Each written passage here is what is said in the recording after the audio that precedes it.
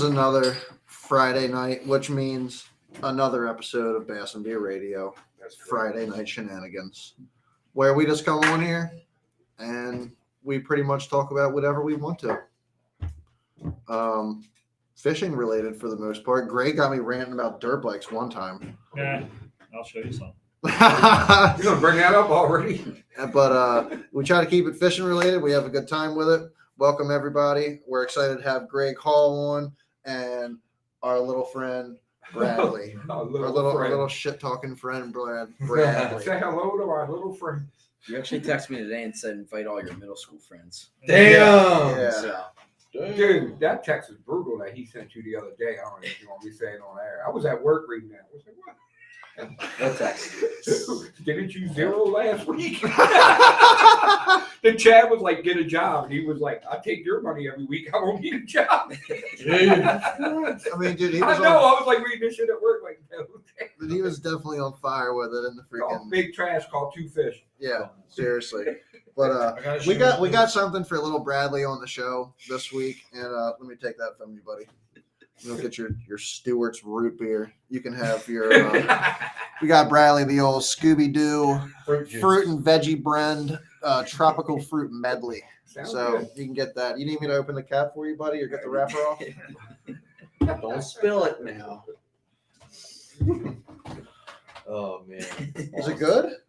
Yeah, it is. Yeah. He likes it. I think since we're talking about drinks, I have a special one tonight that I have to talk about. One of the guys in my unit bought me this.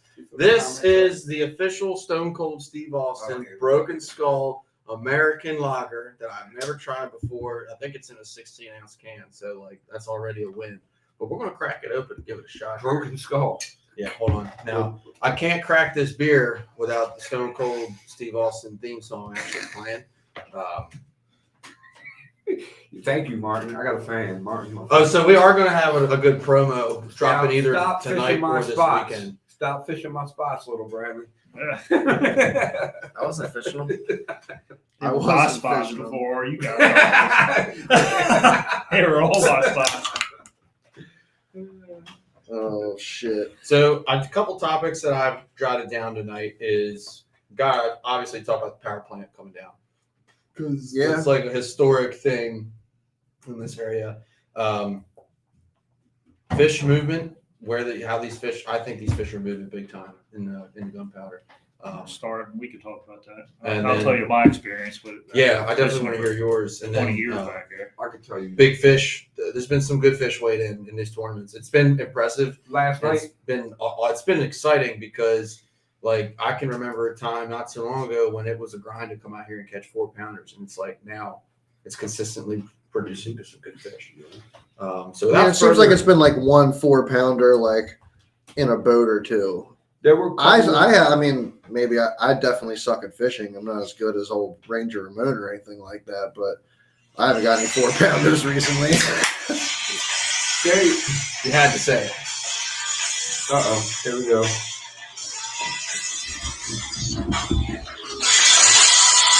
That's actually a really good beer. I'm not even kidding. That's actually a really good beer. That's for later. I'm saving that for later. You were just following a bear, but it was like, that's a really good beer. I was like, here it comes. Did I say that's a damn good beer?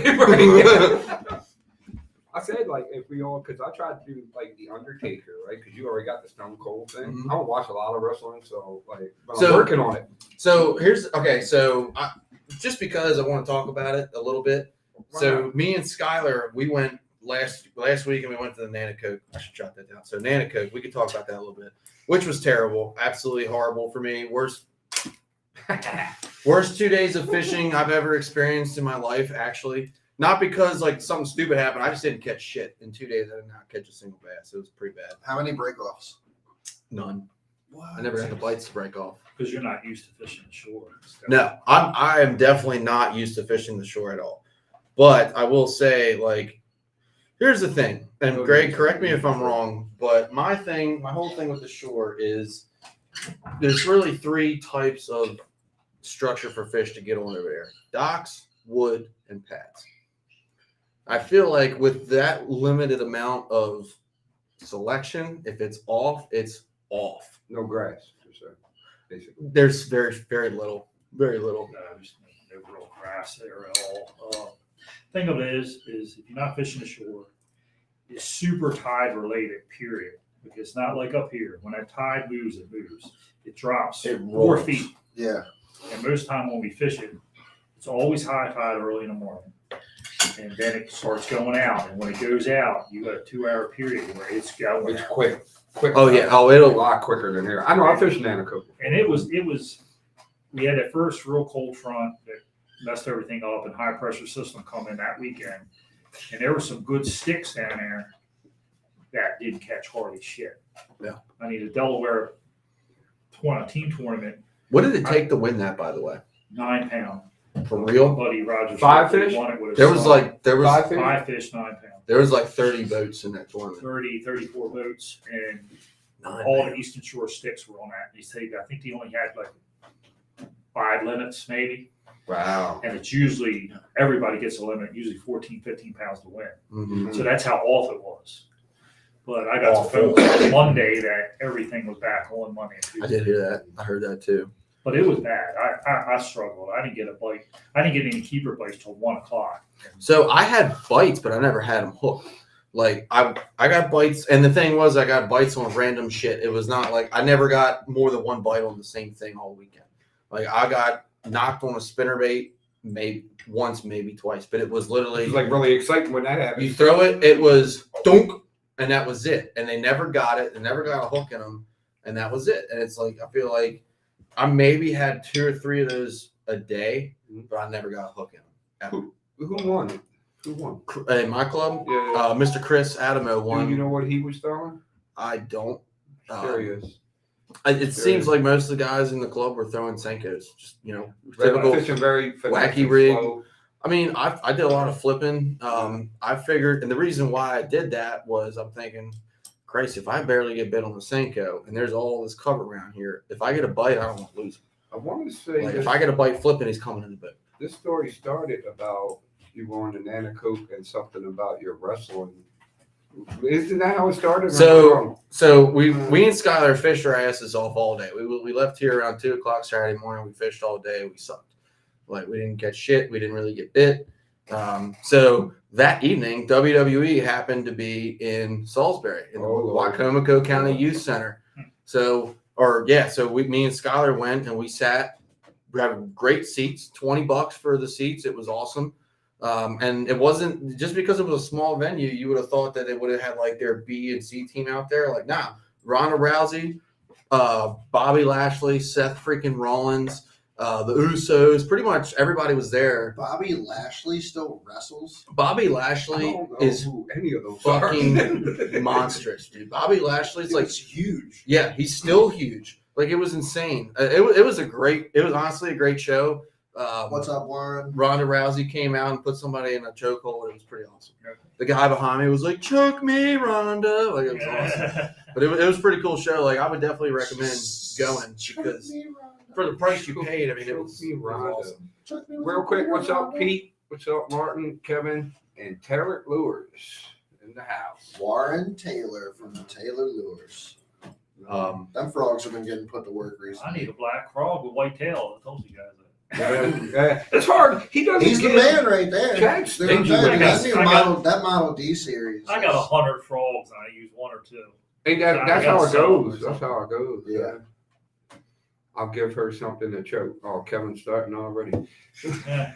What is it with Kevin and turn things into like? Hey, Maria, my Like wife's some going virtual- His around. girlfriend must be working tonight, not checking his comments. Dude, I hope she's not on. She's worse than him, dude. She's I know what I was saying. Good Lord. Dude, me She's pulling some shit up. and Craig or Chad was we were crying. Oh Jesus! It was off the hook. Dude, the power plant, Greg, and I'm sure you go back a little ways like me. We I used to ride my bike down there. You used to be able to fish off of that You bridge. used to after 9/11. Well, Yeah. I think it was before 9/11. It was a long bridge time down ago. because people are leaving trash and stuff there. And then 9/11, they tighten everything up. They were dropping cats off for a while too. I remember going there and be all I these don't stray know. cats running But I around. was always fishing from a boat. I never went down on shore. You Were never there, fished? do they always hated have the I did. cables on the poles so you could? The Yeah. cables are always Yeah, yeah. Okay. So the water there was it was heated. So it was like Yeah. BG&E's power plant or something, and they had what turbines or Well, when engines he or something. generated, you would see a little bit of smoke coming out the stack, Mhm. and everybody would, in the wintertime, would run over there, and that water would be coming out of saltpeter. It would be, like the mouth of saltpeter and going around to Super Cove. Once you get into saltpeter, it would be like, 60, 64 degrees in the middle of wintertime. So it was almost like Peach Bottom up Yeah. Yeah, it used to be Yeah, like and it would that. have some current and it would flow, and it was a little deeper back then too. But You could go in like February or something and catch yeah, them, and like it was summertime. rockfish, Right. bass, and everything. Everybody would winter it all winter in there before shad. You sometimes you could throw. Couldn't even throw a rattle trap in there. Could be snagging mud shad like this big. Holy I shit! mean, couldn't even pull a oar through it. That's how thick they were. Wow. It was like the warmest Damn. water around. And everybody used to, back in the day, when everybody lost to a tournament, everybody used to run and try to get to that first pole on the one side where the duck line is. Where Yeah. one side we get on that pole, you pull right up to that pole, and we throw crankbaits because there's a nice little Mhm. channel that goes right through there, and you could get some nice 3-4 pounders right out of that channel on crankbait. The channel that they dug, or Yeah, it's a channel through there. yeah, the one that they you couldn't go connected past both the rivers. cables because the big controversy. If you went past the cables, you can't cast past the cables and stuff Right. like that. So you would just cast up when the I cable would cast as side. far as I could, drag it down the edge of The cable Hey. side is saltpeter or Seneca, that saltpeter. and Seneca. Well, there's cables on the Seneca side too, right? Well, they got that big metal wall. and Metal everything. wall, They the got a metal corrugated wall. wall goes in a big section, Yeah. sections it all off. Right. There's people used to go next to that wall and get on a step ladder and fish on the other side of that wall Mm. and win tournaments. Larry, What? That's 11, wild. Hell yeah. 11 pounds last night, dude. Yeah, like the good Wow. bag. Yeah, Marty had 11, We were asking. 22. Yeah. What's up, Dan? What did it take to What's win? up, It was 11 Karen? pounds last night. What was Lunker? I didn't mean to cut you off. 491. 491. 491. It's a big fish brought Was in last night. that Nick Rogers, right? They got second. Nick Rogers. Him and Tom got Did he have Lunker? He had Lunker. They did have lunker. They yes. did have Lunker. Yes, they I was did. going to say, that fish was a toad. Yeah, it was pretty good. But this time last year, I caught one over 5. Let's Mhm. say. So. I'm surprised there hasn't been more 5-6. Right. That's what I'm I saying. think the weights have been low this year myself. I agree. But It's all those damn snakeheads. easier, more fish to catch. Yeah, oh, Because like I 100%. said, I think the gunpowder's full of 1.5, 2 pounders. So I think that There's a the lot of threes. There's a lot of threes too. A lot. I've of been having a threes. hard time finding any threes. I We don't caught know a if it's 3 just last me or night. what. We caught a 3 and still only had 5 pounds with 3 fish. I'll take So a do 1 that or math. 2 pounder at any point at this time because I can't catch shit right now. It's getting So, good. Fishing's getting good right now. Last night was difficult. It was a lot of people and a lot of people were fishing the juice. But this How's it time of feel? year is when it starts getting good. it sucks when your spot gets I blown see- up by I a see heavy you field got a like couple ours. more. Yeah. Right? It is Yeah. what it is. Wait till October, guys. Wait till October. Right. Wait till October, 1st of November. Okay, so Already- since we have Greg here, We're going to be on fire. so since we have Greg here, Can't me wait. and Rob and Kevin and Paul all been talking about is can we have a like Saturday finale for the Yeah, that's what me and Scott were talking about last night. We're thinking about we're October. gonna put something on like end of October. End of October, maybe it depends on the weather. I want to put it You're like on fire. the last chance tournament. Mhm. Uh, on the weekend? yeah, I don't run it maybe on a Sunday. I was thinking whether to do a 3 fish or 5. But I think we're going to keep it at 3 fish, but I Okay. don't want to drag a bunch of fish around. Right. Plus, everybody has a good thing trying to catch He's a going to put limit. his comment But on. maybe make it from like 11 to 5, something like that. Mhm. Afternoon, because always late in the year, afternoon's always better. Right. When you got the real cold ass nights. And Fishing gets the so morning, good. morning sometimes suck Can't wait. in the fall. Right. Not Okay. all the time, but sometimes you do. But afternoon is, I think afternoon bite is always better in the fall. Well, it's so damn cold. So in the nobody morning. holds an afternoon tournament. You ever heard of afternoon tournament? No. No. Let's do it. And make it. I was thinking that they up the ante a little bit, make it $100 entry too. Mhm. You know. Oh, for the last one. I think we, Oh, I think we need to make So it here's happen. what. So let me ask you this: Yeah. if I'm on we board with it. if we I can't wait for it. now I'll this promote is I wish we could skip right to it. Now this is a Fuck this shit. self-interest. This is a self-interest ask here. But if we did this, and I hope you guys do, and obviously I think all of us here will be willing to help you guys put it together and do whatever. But what I would like to suggest potentially is if you guys, I mean, you guys have all the results from all the tournaments, right? Like, would you be able to build a launch order based off of people's finishes in the tournament? No, Maybe. I don't know why you're asking that question. Like, I'm you know saying. how it is first on sign up. You know, Right. It really don't matter launch order when you're going out of job town. When you get out, everybody goes like this anyway. Right. Yeah. And maybe late in the year, everybody's going to be pond, but Probably. you know. I mean, it's the Dude, truth. You It's the don't, truth. you don't even understand how the pond was before you guys found Before people found it. it. I started fishing in 2010, 2011, Mhm. and I kept it secret for like 4.5, 5 years. I won Mr. Bass out of it in 2015, and then it lit up and they Everybody. smoked it. That is, Smoked it. we don't call it the pond, we call it the forbidden area. Forbidden zone. Yeah. Forbidden zone is the new name for it. But When I went back in there was maybe a couple little John boats. And Thank you, only Kevin. other bass Oh, boat. 100%. The only other bass 100%. boat I seen in there was Kevin's a coming Ranger with a Honda engine on the back of it. It's Hmm. the only other one I've ever seen in there. And I used to get back there. I said, this was before the fish kill and everything too. And at one evening, I was on me and my friend. Only took people I didn't. Only Scott was the only one with me, and one of my friends that didn't have no contact with any tournament fishermen or anything like that. We went back in there because he's a friend of mine. He liked fishing. He hardly ever fished, but he could throw a spinnerbait and stuff. So we spinnerbaited that place. Went around the toilet bowl, and I bet you our best five was over 32, 34 pounds. so I'm starting to call it the toilet bowl. I call it the I called them merry-go-round. 3 to 7.5, 7 3/4 pounds. Dude, Like it's just called saltfish. the park. I think they're all still in there. I call it the merry-go-round, but I kind of like the toilet bowl. And me and Scott went in there one time. We caught 65 fish. Right to the mouth one time. Would you not see any other boats back there? Just John boat. You see the guy sneaking in. Like a Sneaking John in on boat the here bank. and there? Huh? Like a John boat here and there? or- John boat, like a little dinghy. John Yeah. boat. He come from Bird River and stuff. Right. How I found it, I was sitting there. I was volunteering for my son's Boy Scout group, and I'm sitting there at the mouth of Days Cove in that hole right there. But like the Deep- canoe area is? No, when you make the turn to go into Days Cove, the It's like flat. 13 With the feet. duck And line. you know the deep hole. It Yeah. used to be Duck line. deep. It used to be like 13, 14. It's still like We went 12. there. It was And- 13. and- Still $13. deep, Yeah. but it's smaller. It used to Come be real big. Where the I duck used to- line's at? I used to- Oh, the point past it. yeah, I used to Where you make park that like 180? where the Yeah, splits right are there. at, right Yeah. there. It used to be a deep hole. We go I around. used to catfish there and carp fish right there and everything. So I took the kids to the Boy Scout camp there. And my son was, my oldest son, he's probably 13, 14 years old. He's 25 now. He's 13, 14 years old. I'm sitting there fishing, had my jet boat up against the reeds, and I see this guy in his dinghy coming by. I said, go on, he goes, I'm on the flat. So I always thought that flat, I only fished it halfway in because it gets real shallow, a whole bank. Right. And I'm sitting there watching him. I'm sitting there, where the hell is this guy going, man? Well, I didn't look Google Earth or nothing like that. Google Earth was kind of new then. and Yeah, stuff we like had, we that. had shit back then. So I roll back there. I'm watching this guy. I said, where the hell is he going to? And I had my jet boat. And I said, Oh, yeah. I'm going back here. I'm seeing where he's going. I get back here and it starts narrowing down. All of a sudden I see the reeds and I see the little opening going in there.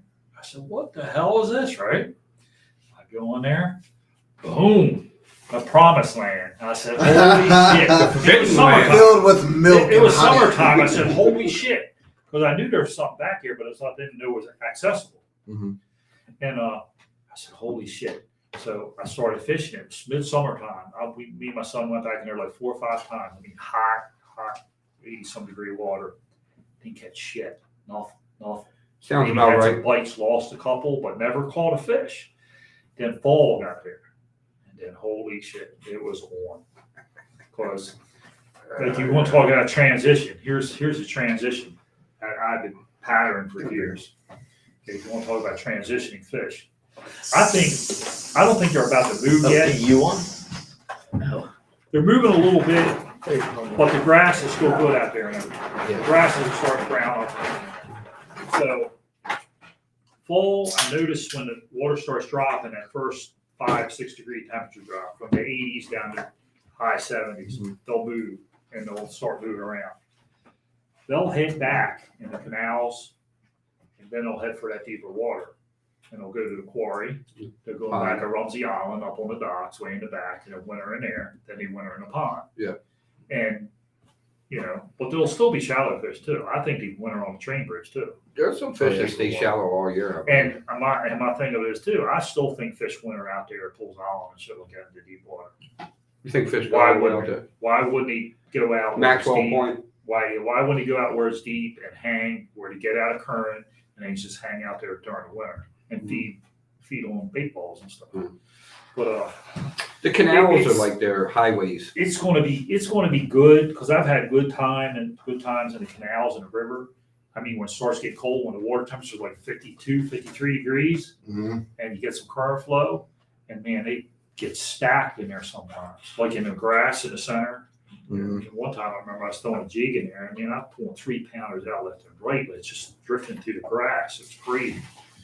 But all that changed after the fish kill in 2016, when they killed tons of our fish, tons of our big fish too. Yeah, we talked about that when Scott was on the show. Yeah, 2 years after that, it was dead. We couldn't catch it, hardly catch anything. That was so sad. It was. I was there when that happened. Yeah. We got there. I was actually home on Christmas break my freshman year at VMI, and I got back, and me and my uncle said, well, let's go run the boat. We wouldn't even plan to really fish. We're just going to go to Joppatown and run the boat, and I'm bored. I'm like, yeah, I'll go. And we got there, and it was like insane how many dead fish there were. Just carp and catfish and shit. Just It was washed bad up when on he the killed the bank. carp and catfish. It wasn't just that. Like, I remember seeing a bass at the dock that was, I mean, maybe it was all swelled up, but it was every bit of like fucking 6 pounds. Yeah. Like, it sucked. Crappies, a lot of dead crappies, Yeah. tons of dead crappies. But I'm actually really looking forward to that, by the way. Yeah, we're gonna go. Me and you are That gonna. was so much fun. Me and you are gonna hit the crappie hard this year. That was was so so much big fun. crappie last year, just bass fishing and catching them. Me and Chad went out and targeted them last year in like November, and it was a lot of fun. It's like back to your roots fishing, bobber and a little Yeah. worm. well, And just, back in the pond when I first found it, I'd be throwing 1/2 ounce rattle traps and catching crappie slabs. I mean, I caught one that was 3.5 pounds. That's It was crazy. insane. It was. That's I thought it was a There's- 3-pound bass. It was this big. It had a 1/2 ounce rattle trap sideways in its mouth. there's Okay. jigs. Shad back there. Too. Yeah. Oh yeah, the shad coming there in the wintertime. They were Yeah. huge. There's Rocks massive is cool. shad. Rockfish. Yeah. Well, the rockfish, they hit up the little creeks and all before they They'll- migrate. They'll be People- in there. People Right, still yeah, make fun of me yeah. for throwing big baits, but everywhere you look, there's massive shad. There's everything, big Yeah. rockfish, everything's thrown around back there. Like, you can't deny that some of those larger bass are going to be targeting a lot of the larger bait that's in the area. I mean, Oh, yeah. period. What's that? Big Take it baits, to the bank. Big fish, big baits. Speaking of big fish, there's been some good fish weighted in these last few tournaments. Yeah. Really, the last 2 or 3 has been some. Now, no true giants, like no 5-6 pounders or nothing We like had no that. 6-pounders. Yeah, we had a I'm couple surprised close to there 5. wasn't no 5.5 Yeah. pounders weighted yet this year. I mean- That's really surprising to me. Yeah, because we weighed in a couple 5-pounders last year. I know Last I year, a had couple some. 5.5 pounders. Tony, Kevin weighed in a 6-pounder last year. A little over 6, I believe. Maybe like a 6.5 pounder. There might This be year a lot- we haven't seen. There nothing like might that be a yet. lot of big fish coming down here. I can't say nothing about it, but there might be a lot of big fish being brought back down. So Mr. Larry from Okay, Bass great. Munitions just poured some buzz bait molds today. He's going to tie on the skirts and send them to us on Monday. We are super excited for that. I Yeah, actually got a package from him yesterday or the day before, mailed to the house. I haven't been home yet to go and pick it up. yeah. So I cannot wait to pull that out and do the unboxing on that and Dude, check it out. We're definitely gonna have to get that unboxing on video, and then Yes. those baits are for that the next Thursday night tournament. Mm-hmm. Absolutely. And So- we're going to be 5 to 8 next week, too, guys. We're gonna be Yes. 5 to 8 Yeah, next week. Scott said that last night. 5 to 8. to 8 next week. And Uh, I 5 don't know. to 8. We want to say we're going to do it Andrew's Labor right. Day, Big but ones are in there. we'll see what's going to happen. Yeah. Yeah, Say Labor Day? Till Labor Day, I don't know. Oh, the day. I till- think Labor Day is like the second week of September. If the weekend one goes It's the first week of September. Is it the It's first? like the That's what I September thought it was. 5th. So that's So only like we'll 2 see weeks what away. happens. We only got 2 more left then? 3 more should be. 3 more? Yeah, it might be 3. one I'm beer. 100% What? sure I'm making the next 2 one, beers. the whole thing. But we'll see. We'll see what happens. Chad was video gaming and didn't even fish last night. That is not what happened. No, I think you were. It's not what happened. He didn't even come down the way in. Right, yeah, he would come away and It's he not was what in the happened. middle of gaming with 15-year-old My boys girl talking picked mad up- shit to you. My girl Chad was picked like, up fuck you. a second shift, and I gave her the truck to take to work. All That's right. all there is to it. All right. Kevin's not going to be there next week. He did say that last night. And you're I not. won't either. He's going to Florida. To go fishing? Well, just to go down there, but Well, we'll fish. They have a boat It's down not there. like It's he true. can choose to stay up at the house by himself. He's not allowed to stay home by himself. Yeah, he's yet. not. Oh, shit.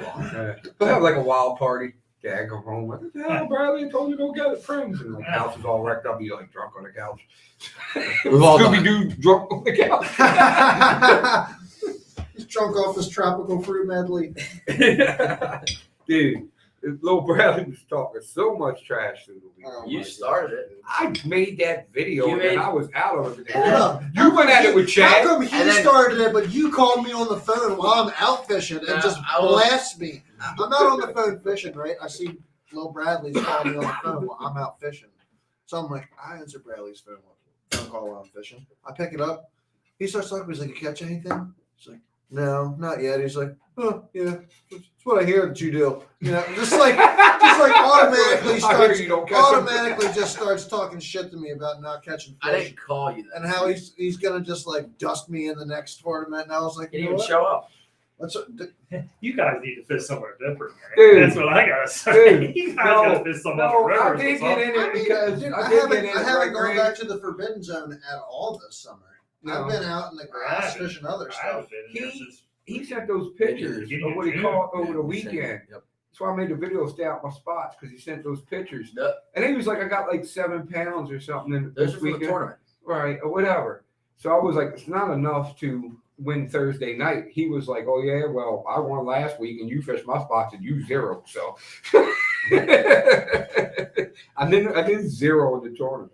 I did go fish the forbidden zone that weekend after and I didn't catch shit. And then you go back to the ramp with him, and him and his dad tell you like 4 different spots that they fished, and you don't know which one's actually which. And I'm just like, Oh, you get all kind of stories. I don't think Like, I'm yeah. gonna be back to forbidden Yeah. zone next Thursday. We were fishing No, it sucked. flying It lures. was so different. Flying It was, lures on freaking Dead moss, grass everywhere. moss banks. yeah. Floating on top now. I think it's because it died off in cold nights. Yeah, I was out Is Sunday. it floating on top? Yeah. I was out Sunday and Ty was moving real quick. Snakeheads in it. I didn't catch any. Not yet. They're Yeah. coming. Yeah, they're coming.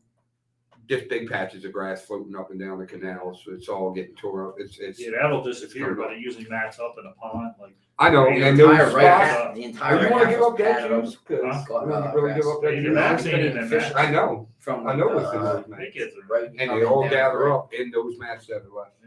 And it gets off the You got to off freaking the run chain. spinner baits on those edges and shit All like that. 15 Right. out there last But year. on the air, Greg, I don't know if you want to be telling I everybody. don't care. They can stick them with fiberglass anyway. Yeah, I committed snakehead murder last night. Like, it was kind of bad. You're supposed to kill him. Well, Oh, you mean the way you kill him? because Hold it up, pissed dude, me hold off. up. Let me make sure Nick Perez isn't on here before he fucking calls DNR. We whooped the shit. That was no, that wasn't Nick Perez. He's a snake. That's not who I'm talking about. You're walking Okay. a fine line, dude. Let's talk about how many beers Chad drank today. Change the subject. But basically, last night caught a snakehead. Nice, and it's caught the snakehead. Right, my frog is in its mouth, and it just won't come out. I'm trying to pry his fucking jaw open, and I'm like, this is pissing me You off. choked it. So we're obviously in a tournament. It's taking. It wasn't choked. It was in the edge of his mouth. He just wouldn't let it go. So I told Chad, I'm like, this motherfucker's got about 5 seconds to open his mouth and I get this frog, or it's going to look like, Freddy Krueger cut him up. So that's what happened. Make a mess. All I had was my little multi-tool with a knife that come out. So I literally whipped it out and it was like this hash slinging slasher of it. Cutting the Ranger gills Ramon. off. It's You the gotta have some hash grippers in your slinging. Yeah. So you got to know that. You watch SpongeBob, right? No. I grabbed I've the never watched a full episode. With my Never needle watched the nose one and I- SpongeBob. Nope. Dude, you're the one missing out. I couldn't even get the pliers in his mouth. SpongeBob? Never watched a full Well, episode. you I know watched what, it. I we're watched probably it for too old. maybe- He's younger. I will He's still watch SpongeBob was SpongeBob. not He's too out. young. Yeah, he's He's too young young for to know SpongeBob. about SpongeBob. I maybe watched 15 minutes in my entire life. It's great. It's the best show ever. I just couldn't watch it. It's I watched every one of them. Did you watch Scooby Doo? Yeah. Well, Scooby Doo was. I watched like There's you a guys are lot the of- age of my son, so yeah, you know SpongeBob. There's Yeah. such a Yeah, there's right, so 'cause much my son adult is humor 20. hidden in Right. SpongeBob, like the cussing episode and shit. He lives in a pineapple under the sea, dude. I mean, come on. Who lives in a pineapple? You Lives see in the a one when sea. he like got dehydrated? He was like a dried up sponge. Yeah. But dude, I've been on the Family Guy lately with the episode where he watches Roadhouse with Patrick Swayze. Mm-hmm. He's like, all life's problems can be solved by kicking people. Yep. He like goes around kicking people. I actually agree with Roadhouse. So, because we're kind of talking about snakeheads a little bit, I got a question for you, Greg, because I know Roadhouse. you kind of got on the snakehead bite earlier than a lot of the other guys in the bass fishing scene. So, He likes them. I remember when the snakeheads first became a buzz, and it was like the Nanacoke was the place. Other than the Potomac, I kind of remember like people really. So where was it? Was it Blackwater? Blackwater. Okay. Blackwater. Is that still the spot? Yes, but there's so many places on the shore, like sneaky hidey holes you can get into with kayaks and stuff. If you've ever been to Blackwater, it looks like the Louisiana Delta. If you look at it on a map, like on like Google Earth or something, it looks like Louisiana You're Delta. back in the There's all swamps. kinds of creeks in it and everything. And there's a lot of places you can't go because of the federal refuge. I first went down there and started ditch fishing. Mm-hmm. Just running ditches. I mean, you go pull out a 5-6 pound snakehead with a frog in a ditch that was 3 foot wide, and just see a ditch, stop, throw a frog in the center of it, and catch them. And then I got into trying to catch a lot of them. In fact, the first like Blackwater's Edge tournament and down here Wolford Store tournament. What's I that got- one that you fished with? I think you fished it with Scott a couple years yeah, ago. the 2-day, the first one, the Wolford Store tournament. I think we had like 40 some teams, and it was a 2-day tournament, and I got second place in that tournament. I forgot how many pounds it was for 2 days. I think it was 440 or 50 pounds for 2 days or something like that.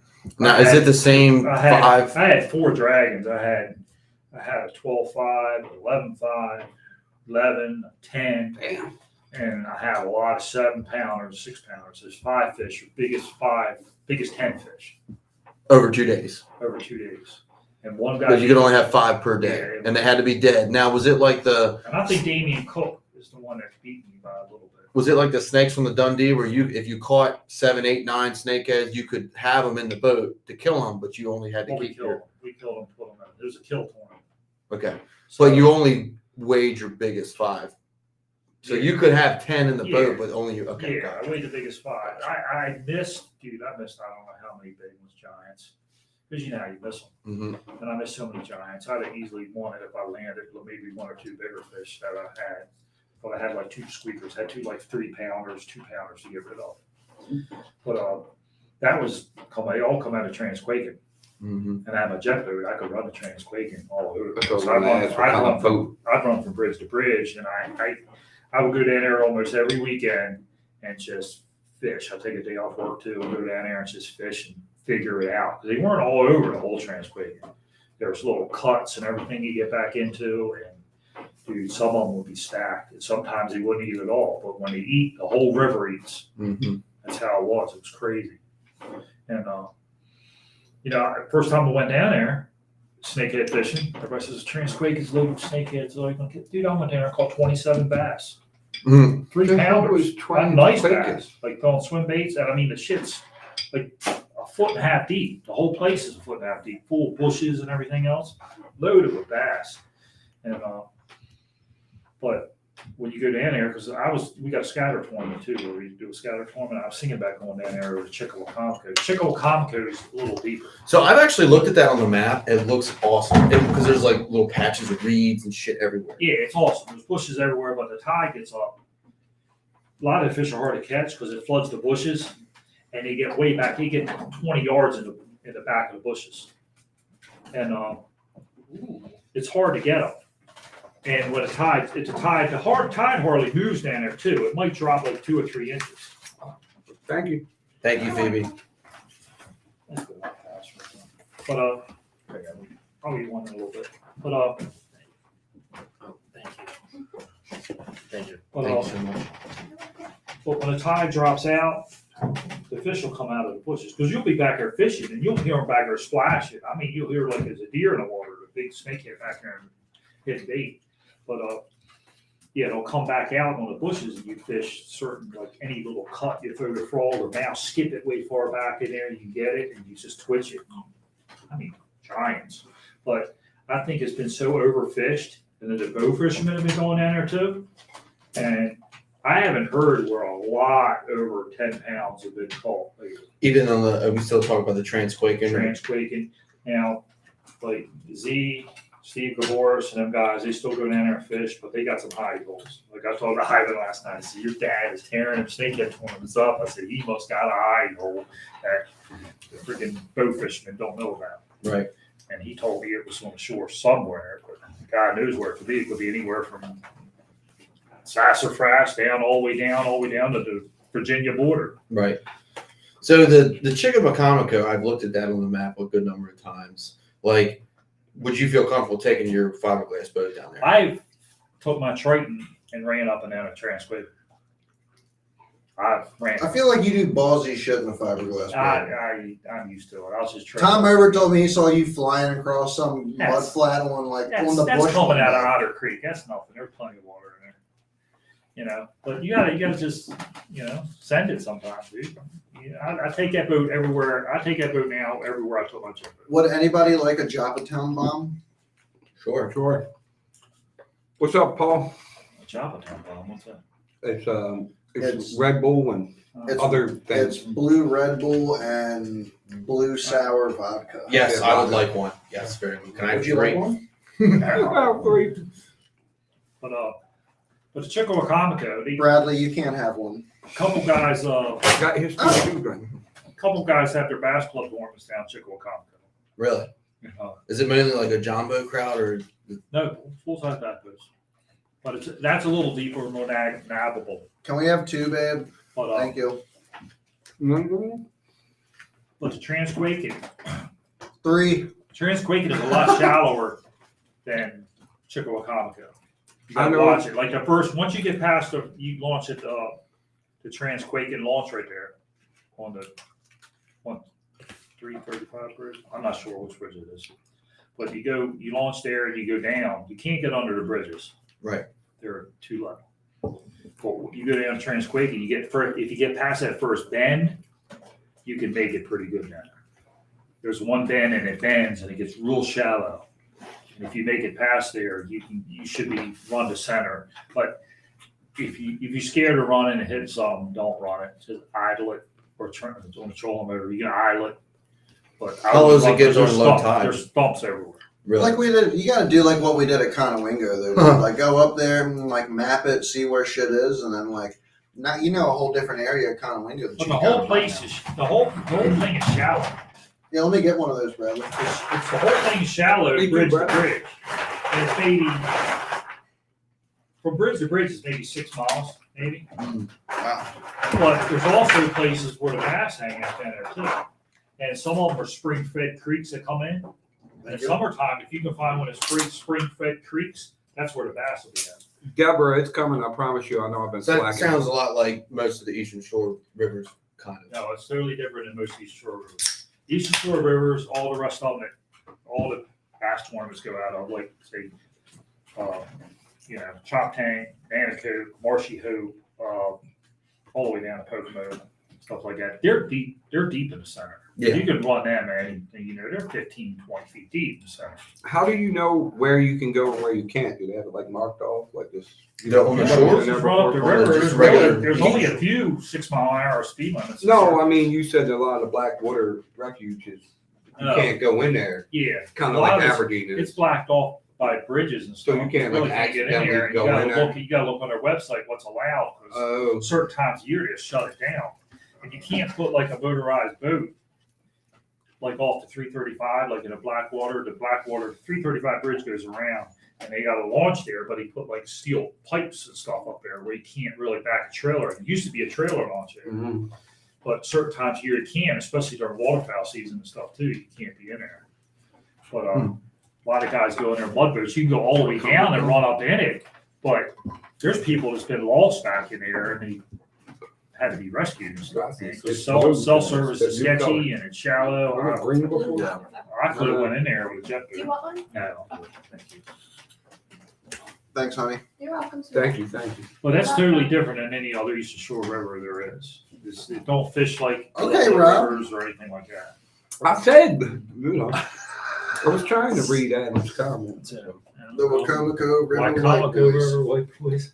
Wycomico is good. That's I actually thought about running over they're there. the biggest fish. Usually everybody who goes over there knows Wycomico. They'll run from the Nanticoke to go over there. I was actually mapping it today and seeing how long it would take and ran the gas mileage on my boat and everything. It's 50-mile run from Sharpstown. 50? 50? Yeah, about 47 miles one way to get to Salisbury from Damn. Sharpstown. That's a run. And,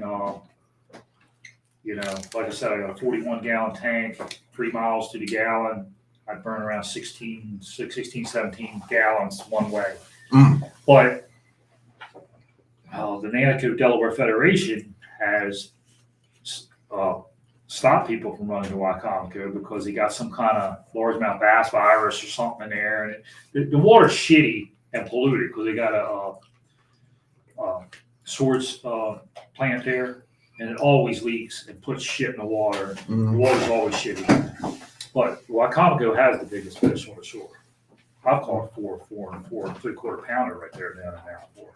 Right Well, in I there. mean, they say the same thing about Back River, but I've caught so many 6-pounders in Back River this But year. it don't look dirty. It looks like it looks like the 6 pound what? but it don't look dirty. But the Right. town's right there, Right. and it actually weasel up. You go up. There's you like go little all the way dams and into stuff. town. Yeah, Yeah. you go all the way up into town, and there's a couple places where there's a couple ponds like Tawny Tank Pond. Mhm. That's you go with one creek, go right up to Tawny Tank Pond. There's like a dam there. It's like an overflow. And dude, that was money. Go right up in there and water's coming, the tide's coming out, drops down. So in these rivers like Chop Tank, Nanticoke, and all that stuff, like I remember like fishing the Chop Tank. As soon as I got down to Watts Creek, it turned into a totally different river. Like it got wide. The whole river's lined with pads. Like this time of year, in your experience, do you think that it's mainly an upstream, tight water, Well, more it's, cover type of deal? Because like I feel like down in Watts Creek, that area now, that was the first time only time I've ever fished a Chop Tank. But like I was like, holy shit, I could run pads for miles and miles. the past, I've been fishing it for a lot of years. When the Chop Tank started coming back, we started having club tournaments down there. So we launched at Martinac, which is Watts Creek. Mhm. So I didn't know nothing about the river. I heard there was mud flats and everything. I was scared to run, different shit, whatever. So, me, I like to fish tight. I don't like to run too many places. So I'd sit there right in Martinac, right at Watts Creek. And for 2 years in a row, I stayed right in that creek and everybody started the motor up. And I won 2 club tournaments right there in that creek. I mean, never moved. Hmm. And then I started, expanding everything and, fishing different stuff and found out there's a lot more stuff to fish. I actually really enjoyed the Chop Tank a lot more than the Nanticoke. Yeah, Chop Tank's like, It sets up better. To I don't fish. think it's hard to fish. I think it's pretty easy to fish myself. Paul's saying Chop Tank has the bigger Yeah, fish. Chop Tanks had better quality fishing and everything And he's too. saying you gotta find cool water this time of year, especially on the shore rivers. We've always fished. Makes sense. We've always fished most of the shore in the fall, and When guys, fishing gets good in the locals tell me wintertime, like December is good. All winter long. So what is it Really? like when you guys go up in the fall? Was it just like your typical fall? Your shad imitation. I think me and Paul was down there one time. Me and Paul was down there. We tore Paul, up the those white square should be bills. Hard structure. Yeah, right there in Denton. Well, They the cool feed thing. up before winter in the fall, Oh, yeah. so Well, the cool thing about the Chop Tank is like there's so many channel swings. It's almost like you just find channel swings Is that that when have you wood fish on them. channel It's swings? like boom. Well, there's a lot of no, wood. it's wood. Tons of wood. It's wood docks. The Yeah, thing get is, down at the Eastern Shore, and my problem I'm is, going Chop Tank tomorrow through this. my problem at the shore is You wanna go, I Bradley? can't catch shit Oh, on serious? high tide. I can't catch shit on high tide. If I could catch fish on high tide and find some pattern on high tide, I would do really well, but I can't catch nothing on high tide. Are there some good fish in Chop Tank, like 5-pounders? I mean, Hell yeah. Yeah. Oh, Skylar, our club lunker, Skylar called it. Was a 4, I think 4. Is it hard to navigate? Boy, Like last you've year never in been there SUD before? had a 620 or something, a 620. Is it hard to navigate if you've never been there before? Is it easy No. to figure out? No, it's actually I ran all the way. rivers, all the I ran shore all the way rivers up the top. are easy. Let's go tomorrow, dude. You'll hit shit. I'm serious. Hook the boat up tonight. Go tomorrow, dude. Swear to It's, God. it's honestly perfect for your boat. Right. And You'll- a lot of wood is my style. Of You fishing, would so- enjoy fishing it just because of one, your fishing style, but also Right, my it's style. something completely different. Than, You go. Don't launch down in Denton. I would launch up in Greensboro Greensboro. in the little ramp because it's free up there and you don't need a permit. Then you need a permit. Gotcha. Good information. I was going to ask that. That was But actually one of my Smartneck's still questions. closed. The state park's still closed. it is. Yep. So you can fish up top and come either up or down, and you can start coming down all the way to Denton from Greensboro. Oh, I'm going Fish tomorrow. all that wood, dude. All that wood. Are you for real? woods is Yeah. wood. For real. Seriously. Yes. Dang. Dead serious. I thought you were joking. No, I'm dead serious. I'm going tomorrow. Dude. It All right. sounds awesome. Like I was fishing tomorrow, and I'm thinking like, maybe I don't want to go to GP. This sounds like, Why don't you go to Bush or something? Try something different, man. yeah, maybe I'll go to Go to Bush. Middle River. A chop tank sounded much funner than Bush Forever. So here's the thing. Bush It's Forever. That's actually the closest. That's the closest one. Right. it's really not a horrible drive. Like chop hour and 15 minutes. Or to get fish chop chop tank. tank. Yeah. Like Or it's, fish Marshy Hook. Marshy Hook's a little bit farther. yeah. No, not I've been much. there. Not I've been much. there before. I like, you know what I like about the Nanacoke? That they mark all the logs in the water. Like people tied, like when it was low tide or something, they tied like strings and like milk jugs. So here, the So when you're interesting thing. running, you know, you kind of can feel a little safer because we We don't are mark also shit. nets too. Yeah. Yeah, but we don't mark Now, shit. what about- Like, what about, good luck, fuckers. Tuckahoe? You like fishing Tuckahoe at all? I've never been to Tuckahoe. I haven't either. Martin's saying it's not worth the gas money right now. Should I wait till the fall then? Yeah, I'd wait till the fall. Wait till the fall? You want to really open it up, wait till October. Because I know, yeah, that's when fishing. I'm is down to real go good over there in October. For If real. you want to have fun, go to October, late October. To Okay. Tuckahoe. That's a trip. I definitely still want to run with our Bass and Beer Radio Eastern Shore Takeover. I mean, we can all plan that. Let's do it. Like, we just got to do it. I mean, obviously, like we can plan it for this year. It would be kind of quickly, but we can definitely, like, Bass and Beer Radio St. Lawrence trip next year. Oh, we're doing that too? Yeah. I can't take my boat up there. I will die early. I might No, go, no, you can I take might it go to down in November, like Dude. after Thanksgiving. down there. Yeah. Waddington's not that bad. No. So I could, there's Waddington's places I a can little stay, bit right? is a little bit like less narrow. I've only been up to the St. Lawrence once. It was one of the best days of fishing I've ever had in my life, though. Yeah. Like it was awesome. Paul can't stop talking about it. Oh, it was fun. Yeah, I want to go. I'm definitely going to Yeah, go. thank you, Paul. Me and Paul's got some plans to do some fishing this winter too. The only thing that sucked about when I went up to St. Lawrence is I didn't catch them doing anything different than I catch them on a Conowingo. So I know for a fact. So here, look. Let's get this out in the open. In the fall is probably some of the best fishing all year. Yes. And then you can pretty much go to where you like and catch them. And I know you Yes. don't. You go to Conowingo. Oh, Yeah. When the fishing gets good, you can pick a river that you like and you can catch them. well, yeah, because and think about it like, and the reason for that is I can go to any river right now, in Maryland, tidal, and I feel that my shot at catching a 4-pound largemouth is pretty decent, Yeah. right? Whether it's the gunpowder, whether it's the flats, northeast, sassafras, chop tank, Nanacoke, even though I suck at Northeast would be a Nanacoke. problem for me, but But that's my point. You went Like, 2 days with no A bite. 4-pounder down Why the do you Eastern feel Shore is like a confident? 6-pounder up here. Right. But my point Even is in the fall, like Yeah. how often Is that really? There's 8-pounders in the river. how often do you really go Not fishing? many. Rob, do you think that today I could catch a big What smallmouth? river? a big I guess he's smallmouth. talking about Nanaco. Me? Never. Right. Yeah, never. Yeah, what Like- river? I go up to Conowingo in the fall, and it's honestly like you're just waiting. I You're think just we- waiting. You're just waiting You because know, it's you know going to to happen. catch it. You know, I always had. So whenever I have caught, sometimes the biggest fish I have caught. Or sometimes are those days when. Some soda or something.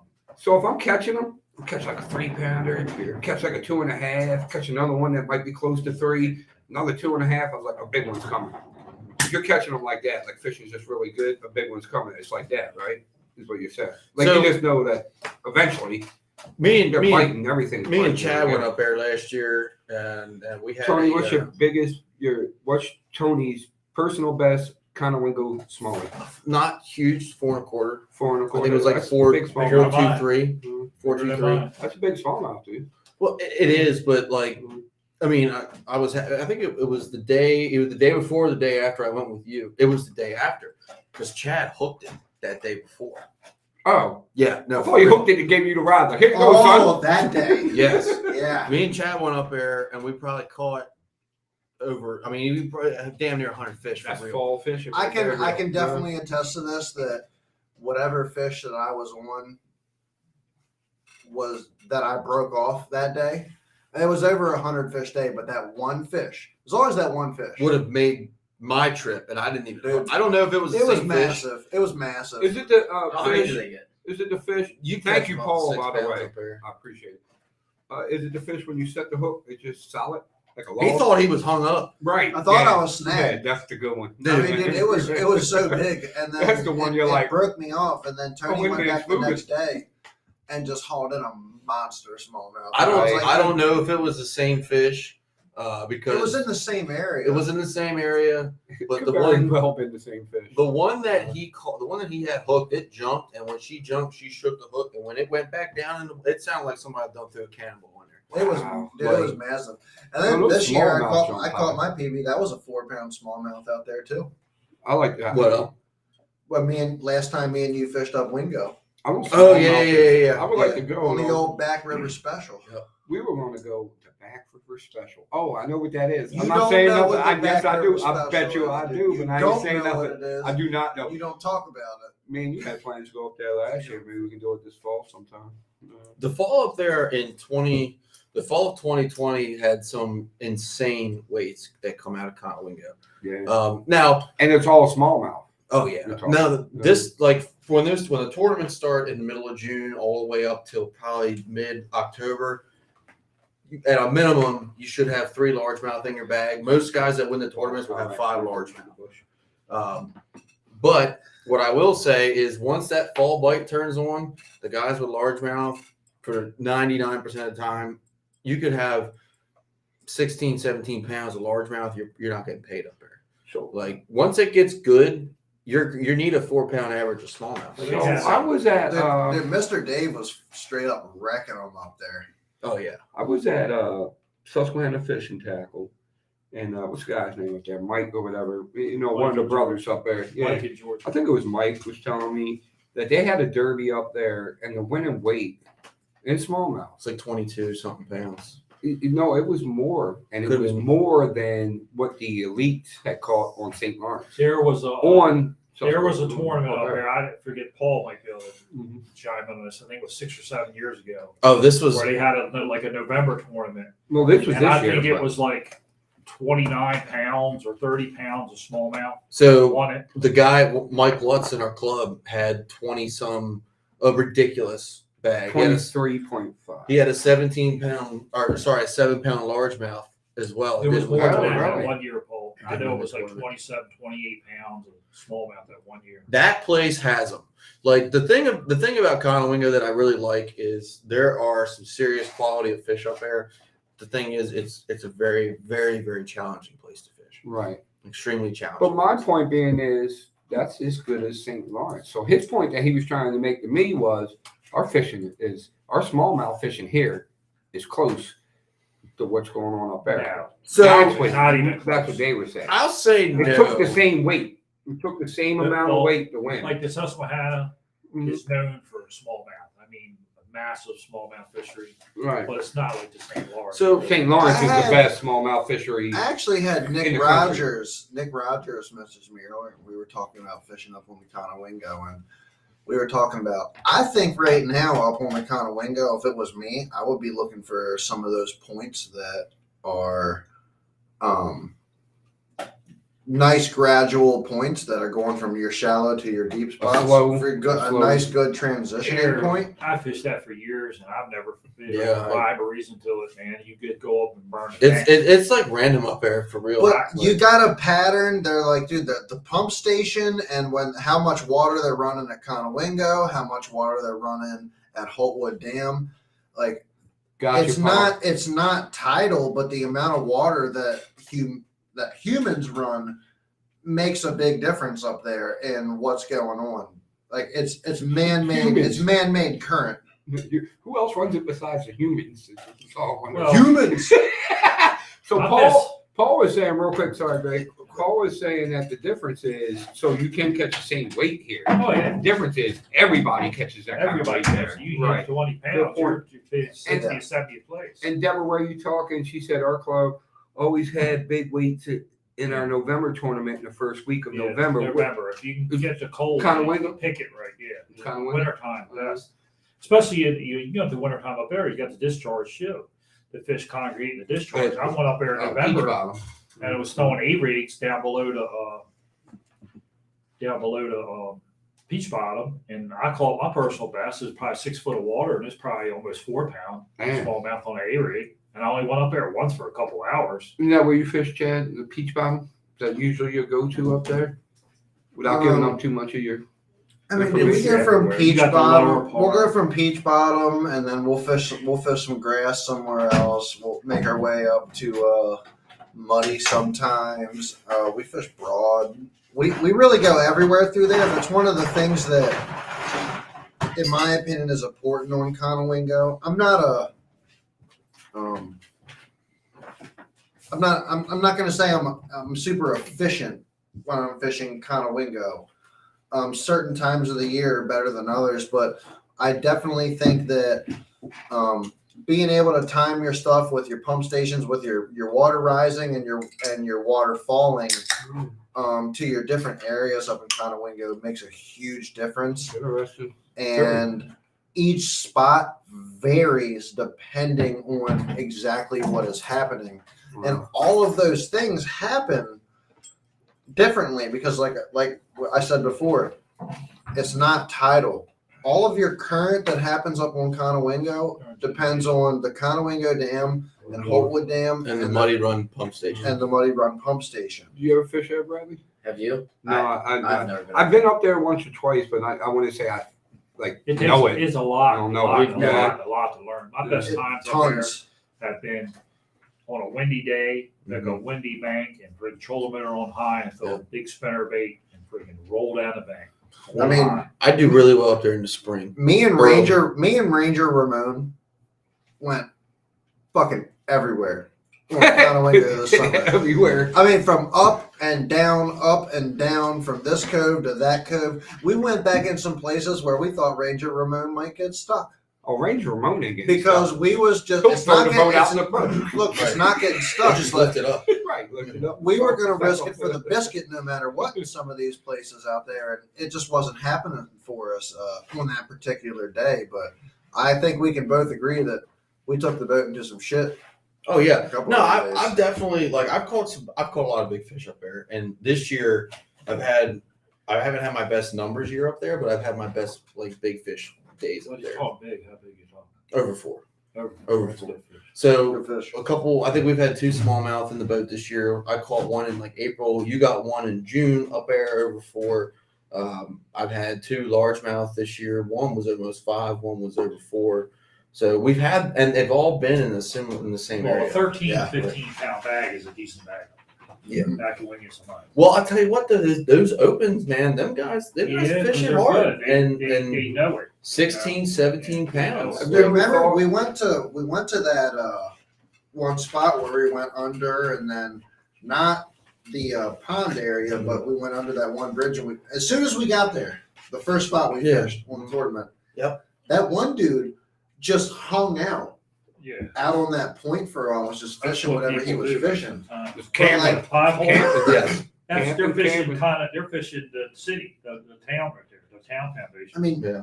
it was to me like I'm watching it. I'm like, that dude knows Right. like what he's sitting on right now. It's Like, a of town course, under of there. course. It's the town Yeah. of Conowingo right there. Yeah.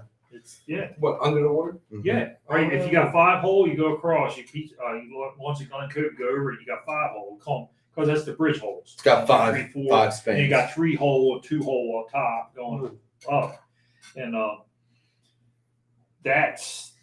if you look at before they built the dam, you could see that city right there. They're going with horse and carriages underneath that freaking bridge out to the town. So when they were actually, Out, you go out to the bridge, you could look out to town. The foundations are right so out. they It's actually always like Loch Raven with the foundations under the Yeah. water, So and the they- schoolhouse and that all that. bridge was actually built before Yeah. Conowingo was flooded. There's a video on YouTube. If you look up Conowingo Archive, it's actual like an old school documentary, no sound, black and white of the bridge of the dam being built, and it shows the town and it shows the bridge, the 5-hole bridge, and the 5-hole bridge was like 30 foot in the air. What's I'm just gonna say that was So it's called the insane how you 5-hole just bridge? picked that out like that. What?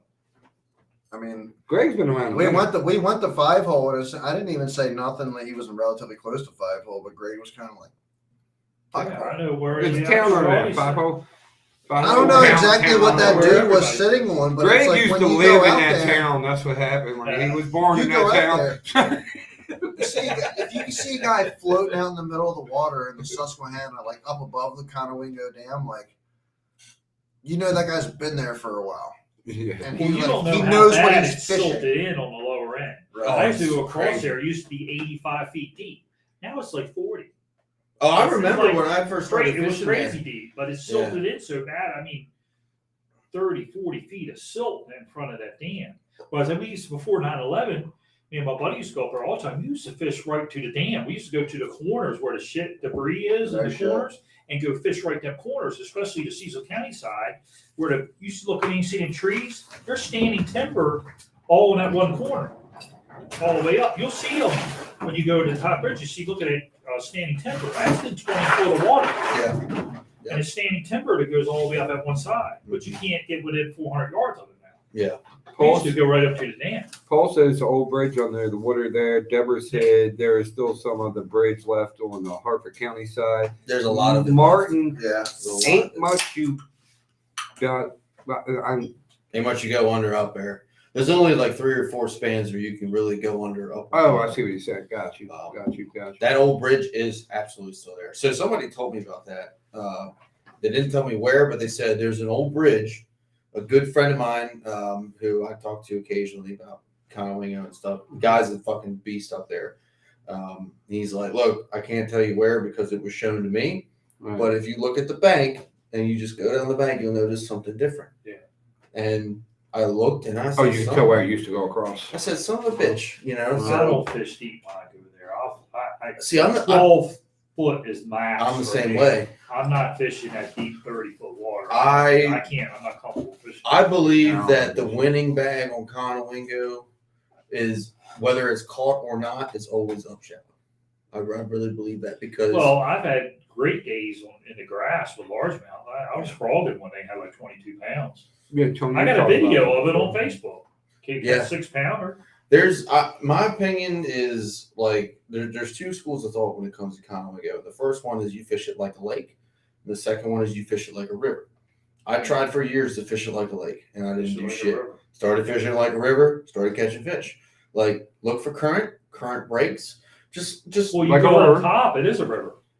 Yeah, it's a river they dammed up. And, Yeah. But even on Well, the I mean, bottom, it fishes even, like a river. even on the bottom, I fish it like a river. Like Yeah. because sometimes up against when you get to the south part of the lake, the current will be flowing the other way. Right. I don't like it. Me personally, I don't like it up top. I haven't caught too much up top. But so I know some people love it up there and catch a lot of fish, but I haven't caught enough with like smaller fish up there. So Paul has a good comment. If you fish it like a TVA lake, I kind of agree. Like a lot of the guys that fish those TVA lakes and rivers and stuff, same type of Yeah. thing. Like most of the time, they're almost always fishing a current break. Yeah, current breaks are the key. I have caught so many fish. Because the thing about Conowingo is the points aren't very distinct, right? There'd be a point that's only maybe 30, 40 degree turn, but that's enough to make a swell. You know what I'm saying? Like your boat will be going 1.5, 2 miles an hour with the current, if that. That's probably a little fast, right? But you get beyond this little ass point, and then all of a sudden you're not moving quite as fast. a And you little sit eddy. and you behind throw up, and there's an eddy, and boom, boom, boom, boom, boom, you start catching. Yeah, that's river fishing 101 right there. I just like fishing beating certain banks up there. I'll run up top. I go if I either break it up, I either fish down low or I'll fish up top.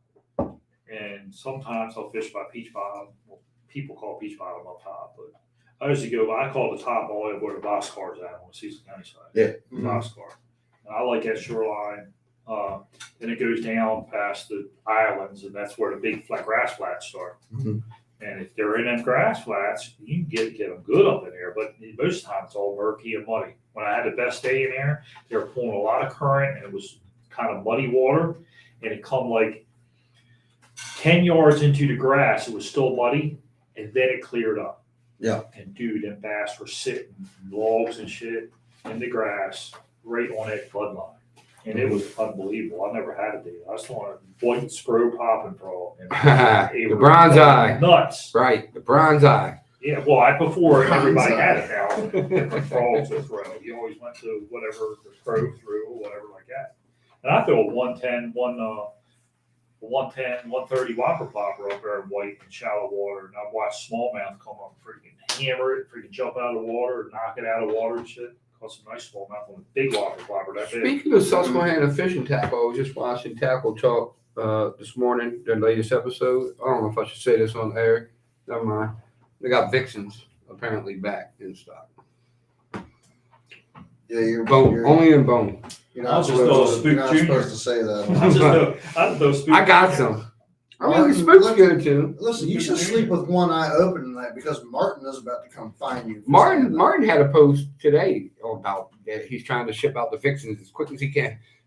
The black one is back. Where are you going to throw that? I could have, I fell In asleep the on chopped it. up grass? What? Chopped up grass? Don't I haven't been sleep. throwing any. Dude, the walking bait bite has been dead. In 2020, it was on fire. Ever since The fall 2020, is coming. The fall is coming. The fall is coming. fall, it was freaking dead. I tell you. No. I call Bradley already know too. well, you know the Probably don't know rockfish. shit. No, he knows. You know the rockfish usually Walking come up, baits. come up in the creeks in the fall. I know, right, Dan? So I was in- $34 though. I was in Otter Creek one year, and the rockfish come up there really good. It was mid-October or something like that. I was throwing spooks in Otter Creek, and we caught like me and my son caught like 25 or 30 rockfish. The 5 black to is 7 sold out pounds. already. Where? In Otter Creek, big rockfish, 5 to 7 pounders, like 30, Oh, yeah. 34 inches. In the fall? In the fall. Walking bait. In Otter Creek, yeah, with spooks. The only thing they would hit was a spook, and they were hitting big jerk bait. Once you get one that bite, I mean, the They school wouldn't hit a goes spinner crazy. bait or not. We smashed them last year. Once you get one to bite, one to blow up on it, the school, it's like every cast then. Yeah. They get in a frenzy and it's like. But I found out too, you go back fish like Otter Creek, Bush Creek, stuff like that. When the rockfish start getting up in there, you hardly find any bass. Man. Yeah. Bass are hard kids. It's like almost they run the bass out of there. So I've heard, and I don't know if it's true or not, but I have looked into this honestly because I have got on really good rockfish bites like that. And they say when they're schooling and getting a frenzy like that, they're tearing all this bait up that the bass are underneath, Yeah. picking up the little wounded ones they're missing and stuff. They don't hang together. Because bass are a little more lazy. But I know the rockfish numbers are down. I know that because I only caught one last year. One. Yeah, it wasn't as good last year. I've caught a bunch of schoolies this We year. caught Like I a, said, you over harvest anything, you're caught going a to take 16 it out. actually the other day. Caught a 16-inch schoolie the other night. Right. Definitely do the 15. forbidden zone holds a lot of those. Oh yeah. Yeah. Oh, The yeah. little ones. Yeah. Tons of little ones. So they say if you got a pond, right, and you're going to stock it with bass, and you want to have you want big bass, right? So they say just stock it with females, no males, right? Well, how are you going to have reproduction? You're not. You're only going to have big fish. That's the point. You ain't got no little fish eating all the bait. Yeah. They're not going to make no babies. Females get bigger than males. They're not going to have no babies. Little fish or fry. They're just going to be able to eat whatever they want with no competition, and that's how you get big But fish. they only live 8 to 10 years and they're gone. Right. Yeah. But I'm just saying. So overpopulating, it actually is worse for a fishery. Well, Well, yeah. there's a Yeah. lot of Yeah, management, it's there's a not lot that of management and everything like that. There's a lot of stuff that goes on with that. So let me ask you, I got a question for you, Bradley. Yes, so I do, like, Mark. you guys have been fishing the same area for now 3 or 4 tournaments. Are you going back there because you have confidence in it, Right. or are you going back there because His dad said so. there's nobody else back there? What Or was is the it second both? question? I'm sorry. What's that? What was the second one? Are you going back there? Okay, so are you going back there because you have confidence in it, or are you going back there because nobody else is going back there? Probably a little bit of the same. Like Both. both of them. Okay, Combined. But there was a boat back there the other night before we even got back there. so but it wasn't from the tour. Wasn't from the No. tournament, I was though. gonna say you were like boat 4 or something like that. 2. 2. So, like, I guess the follow-up question to that is: are you guys out pre-fishing? Are you catching them in practice, or are you just going out there saying, "Well, we usually catch them this way this time of year, so we'll go back here"? The first tournament we won, we practiced Tuesday, didn't even go back there at all, and we sucked everywhere else. So we were like, we'll go back there and basically wing it, and then it ended up working in our favor. And then every week besides last week, we went out and like either I think it was like Saturday or Tuesday, and fished back there and caught them the same way we've been fishing them in the tournament. Right. And then last week we went and fished others. Like we didn't even go back there, but it's like we are pre-fishing a little. You want my theory? Here's my theory, because it sucks there in the summertime, and you didn't fish most of the spring or the summer and back there, right? You were out of town. You get back, you're the only person that ever goes back there. You and your dad done caught the only 10 fish that are ever going to bite back there in the summertime, and now that's why you only got 2 last night. That's my theory. Right. I think it changed. I think it changed from last I'm week. just messing with From you. last week to this week, I think it changed it. It did, Like right? if we were fishing next week, I think we would have to go back there like I think- sometime the next few days and see if like they just moved from where we were catching them, or if it's like not as good out back there, and then go find something. You want else. to know the truth? What I really think they're starting to move back there. I really don't understand why they would leave.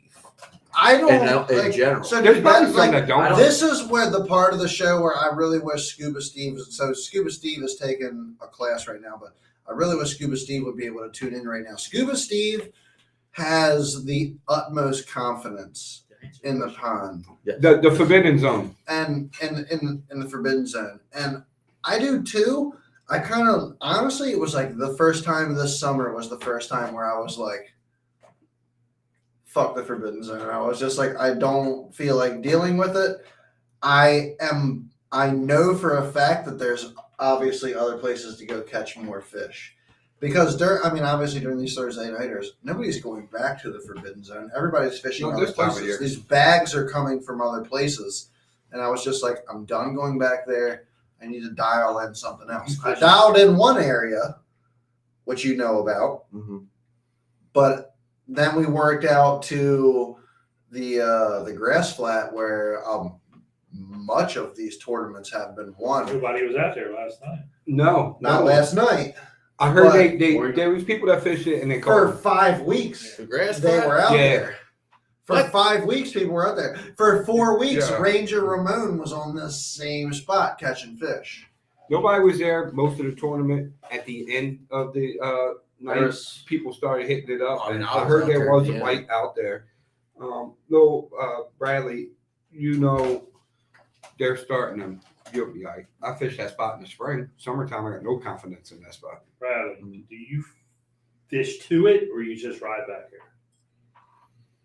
He's talking about you fish your way to in. it. You Fish fish your your way way in. in. Ride all the Do way you back. fish the flat channel going in? I There's have. grass on both sides of the channel. Right. Right. The mud Days flat. Cove, Yeah, he's talking about Dave's Cove. that channel looks so good. We never stop. We just go all the way back. It looks good. I caught one. I'd be a Fishing liar that if one. I Keep told going, you. keep going back. Keep going back. Oh, Greg's trying to give you some juice, dude. What We don't about even- now? What about the wood on the We left don't even side? I'll see you next Thursday. I've tried to fish it. We don't even. I won't be there. I fished it. We don't I even fished fish that the cove canal. last week. I was with Steve. We fished it.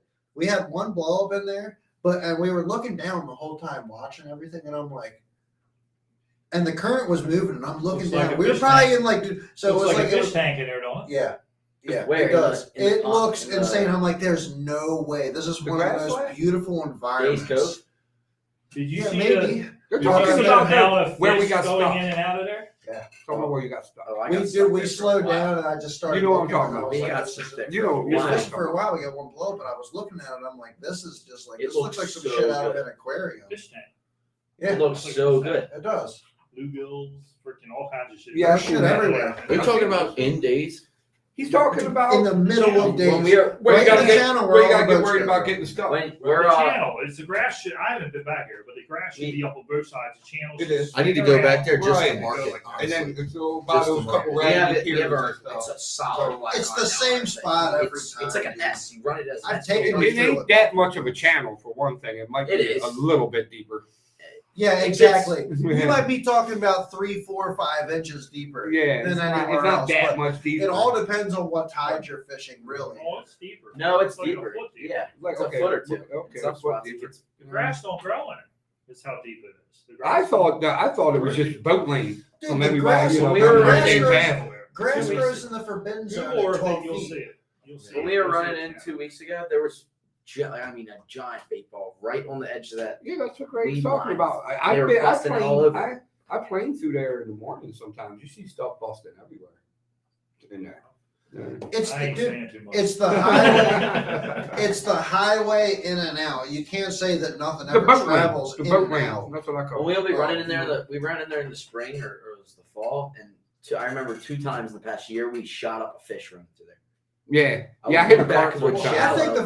I think the fish travel the same path. Yeah, well, you Oh see yeah. Yeah. The matted on the edges of it, the mats. Yeah. They're sitting in the, underneath that mat right there. Mm-hmm. We stopped Go the swim bait right on the edge of it. the first Glide. week and we were like, why are we here? And then we kept going up. I had a bunch of bites on a swim bait going into where the duck line is, the main channel going in before you hit the river. I come back early and I was hitting there and I throwing that big swim bait, my 4-inch, 5-inch kayak. I was throwing it right on the edge and I caught one short. Well, not short, it's like 13, 14, wasn't going to help me. But they kept hitting and he wouldn't eat it. Mm. And I don't know how many bites, but there was nothing to eat a frog or a tackle or anything like that. Mm. So that swim bait, he started eating it. Mm. But I didn't have enough time. I've never been on a good swim There's bait 2 boat. boats there yesterday. Yeah, going in. Yeah. Oh, that reed line. The Yeah. line of Well, it was flowing out. I was going There's so out much. there, There's the always current like was so much flowing right out floating of there. grass in there. It's one of the reasons I really don't like that canal. Is there's always so much floating grass. I think Paul's Makes it hard laughing to because he fish. said a big swim bait was how big was that swim bait? I think the pond. I call it big high tech like that. But actually then I downsized to a 3.8 and Started started getting smoking more them. bites. Yeah. Yeah, the bigger ones you don't get as many bites. You get- So I didn't have Me and enough you- time. If I had more time, I could have maybe got a Got it big fish. and It was kind of like Lake Anna, in my opinion. When me and you were down fishing Lake Anna, like we were fishing spinner baits and chatter baits and throwing some like wacky and some crankbaits and stuff like that. And then Tony decided he was just going to throw. Now Lake Anna is a little bit deeper because it's a highland reservoir type deal. You know, kind of almost compared to fishing like Loch Raven, but way bigger in a sense. And he downsized to it was a 3-inch or a 2.8. Was it the 2.8? 2.8. Yeah. A 2.8 kayak with like a 1/8 rusty hook. Yes. rusty hook on it and started picking them up. Yeah. I probably smoked it was the big difference. I I mean, mean, match the bait. we were throwing spinner Yeah. baits, Match chatter match. baits. I was chucking my big ass Citizen. I was throwing that the whole time too.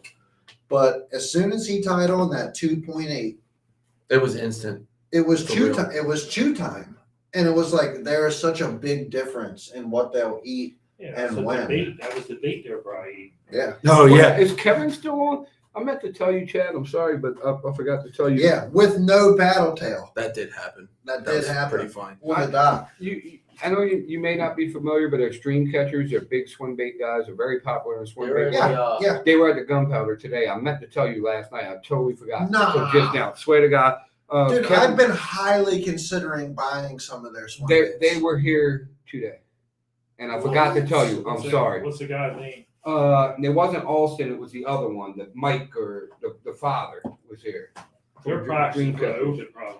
No, They'll be down here for this week. Yeah, they're probably practicing for the open. When's that open? No, he was, September- is it like So Kevin, I don't know if Kevin's still on here, but Kevin actually knows him, and I think he was passing through here to get his motor service. They ended up. They didn't come today. So okay, Mike Neary Is the guy? Oh, Mike Neary. Oh, Yeah, you know. Neary's. Yeah, the Neary's were on the youth team back in Yeah, they the were from yeah. here originally. Neary. And then they're in North Is it Carolina. Dream Smashers? Dream Catchers. Dream Catchers. Yeah. They used to do that big swim bait thing down there. Yeah, the one Epic Eric guy- talks to him about. Yeah, Epic Eric's like really good friends They with Austin. grew up through the and Crofton and all that crap. yeah through the Potomac team, Performance team. I think Performance youth team. And That's shit. They've Dream got- Catchers to keep you from getting nightmares. That's different. Maybe put in fishing. Right. That's like an Indian dream catcher. So My mom has those hanging all over the house. while he's when I looking was for a kid. that, the Potomac. That was loud. Hey Kevin, can you send the link to that So- website? While he's talking about that, how come there's never any tournaments for clubs around here that go to the Potomac this time of year? Does it just suck? Potomac sucks at this time of year. Is Did Tom people hear over- that? Is Tom over I who think won so, last because- night? Then we look Second it up today. place? Is that? Tom over, yeah. See, that's who was gonna say. Yeah. Oh, congrats, Tom! I didn't know Yeah. your How last much is name. The Snakehead boys, this team Snakehead. I told Team- them to stop Team fishing with Snakehead? Snakehead. Sent the goal. I didn't mean to plane by all the way I did. I was trying to get through the mud flat, and then like he was fishing. It was him. He was fishing, and so I tried to go out where I shouldn't go. Then I started getting stuck. I wanted to just plane right through, but he was fishing there, and Paul and Kevin were fishing farther up. You know, when you come out of the main quarry. So I like tried to go over farther. Then I got like just started shooting up mud. I had to come out of the plane. My motor was like high limited and loud as hell. So you know what I actually really hate doing, and was when I'm coming in from the tournaments, there's always somebody idling the channel, the mark between the mark. when you can go all the way up to the buoy. Right. Down I low. always Yeah. feel like I'm being a dick, but I know I'm not being I a dick. come in on them too. You probably Yeah. see me come rolling by. And I mean, like, because, like, I think there were, I don't know if it was Tom yesterday, but there was there was somebody in a John boat who was like halfway down that canal idling it. And I fucking ran by him. And I gave him plenty of room. Right. But I was That's like, what I tried to damn, do. that guy probably thinks I'm an asshole because it's like, but you know, you can run it. Yeah. So it's like, if you're out there listening, I'm, again, sorry if I ran That's by how I you, was but, saying that last night. you know, What did- but again, it's like, you know, we got to be in. I tried to go out of the way just so I didn't, you know what I mean? Like I went like this and like over here where you're not supposed to go because I didn't want to be a dick. And then I got in trouble. Yeah. You know what I mean? Paul said Potomac's tough this time. We got our SQT September 17th on the Potomac. Man, that's gonna be a tough one. I guarantee it. We got the link. I'm trying to get somebody to go down that knows Potomac, show me some new stuff. Chad was just on their website trying to buy shit already. Now you got to watch some of the episodes. Greg was right. Epic Eric was kind of friends with him, so Smallmouth Crush has the one guy Austin on there a lot. You Right. Trying to catch some fish. But like That's them guys all are gonna be all swarming this place for the next couple of weeks, man. The Open's here, 200 some boats. I They're have a gonna be swarming. When is How much is the, that it's in towing September? fee? We were It's thinking 400 about $400. Like $400, but it's For a like- co-angler? it's a waiting list. You gotta get on Yeah, to get you're into the a year. little late, buddy. is it the co-angler or you mean the boater? Motors more like than 1,800 of that. them. Yeah. We were Couple gonna raise guys the in- fund, but The couple guys we in Outcast drank have top beer 5 and finishes. forgot. co-anglers. One we Chad, we were gonna do like a fundraiser to get Bradley in the open, but then we got drunk and forgot about it. So maybe next time they come. You gotta sign up for the year. It's gonna be even. It's going to be horrible. It might not be as hard. You know, they actually change the rules now to where you gotta fish all 9 to even qualify. Right. Well, I was just messing with little Bradley, but when is it again? I'm sorry. September. 8th, 9th, 8th. 10th, maybe. Are these guys going out and spectating or what? I'm gonna go. Yeah, I think I am So, too. like, I won't. There'll be a No. handful of pros up. I'm going to go to the spots I fish and see who's fishing them and how I fish. They'll be down here. There'll be some No. guys in gunpowder for sure. Oh yeah, For sure. Like I'm saying, my if they're spot's looking not for gunpowder, but if they're looking for points, they can come down to our area down here and get 14, 17 pounds. yeah, I'm gonna go see what happens. Not saying they're gonna win it, but they can come down We know here and anybody get that's fishing it? 17 pounds. A couple guys in my club are fishing as riders. Yeah. Well, one of the guys in my club has a 4th place finish in the Open as a rider. What this year? No, not this year. But he's But- been. Yes. That's insanely hard to do. What's that? Kevin? No, Jim. Jim. I'm pretty sure it was Jim Goins had a 4th place. I don't know if it was here a couple years ago. They say the opens are harder than the elites. I would It's kind of agree with it's that. Open's purgatory. That's what they call it. Yeah. That before place finishes, like that's good. Like, Oh, really yeah. good. Yeah, but that's- that also depends on your voter because you get to do one each day. Mhm. No, he was a It's- voter.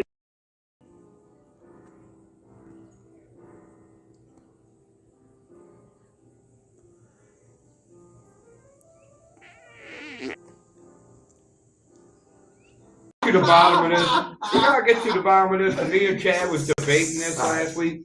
Were you just like, oh, there's a deer on the deck, I'm gonna go film it? I And was the fart sitting. I came? was sitting out enjoying an adult beverage, Right. and a cigarette And- on my porch. And then here comes the deer, And the right? deer just came up. Right. So And I thought, what a brilliant opportunity to scare the deer. you knew you had to fart? 17 a day. Oh, yeah. Oh, so Chad, you were more right than me. Well, So he did have it like, oh, I'm gonna get this deer. With dude, the that's fart. what I'm saying. Dude. I was like, I'm pretty sure. I'm like, Tony went out on the deck, like loaded up with a fart, and attempted to scare. I was deer. already out there. The deer came into my moment of zen and paid dearly for it. I thought it was more like, oh, let me film this deer, and like you ripped one out by accident and then fucking scared the deer. So I think but originally, he was like, no, Tony Wait, playing so that. hold up. Tony What's, playing that. what's They're the, talking about the weight for what's the. the story with this though?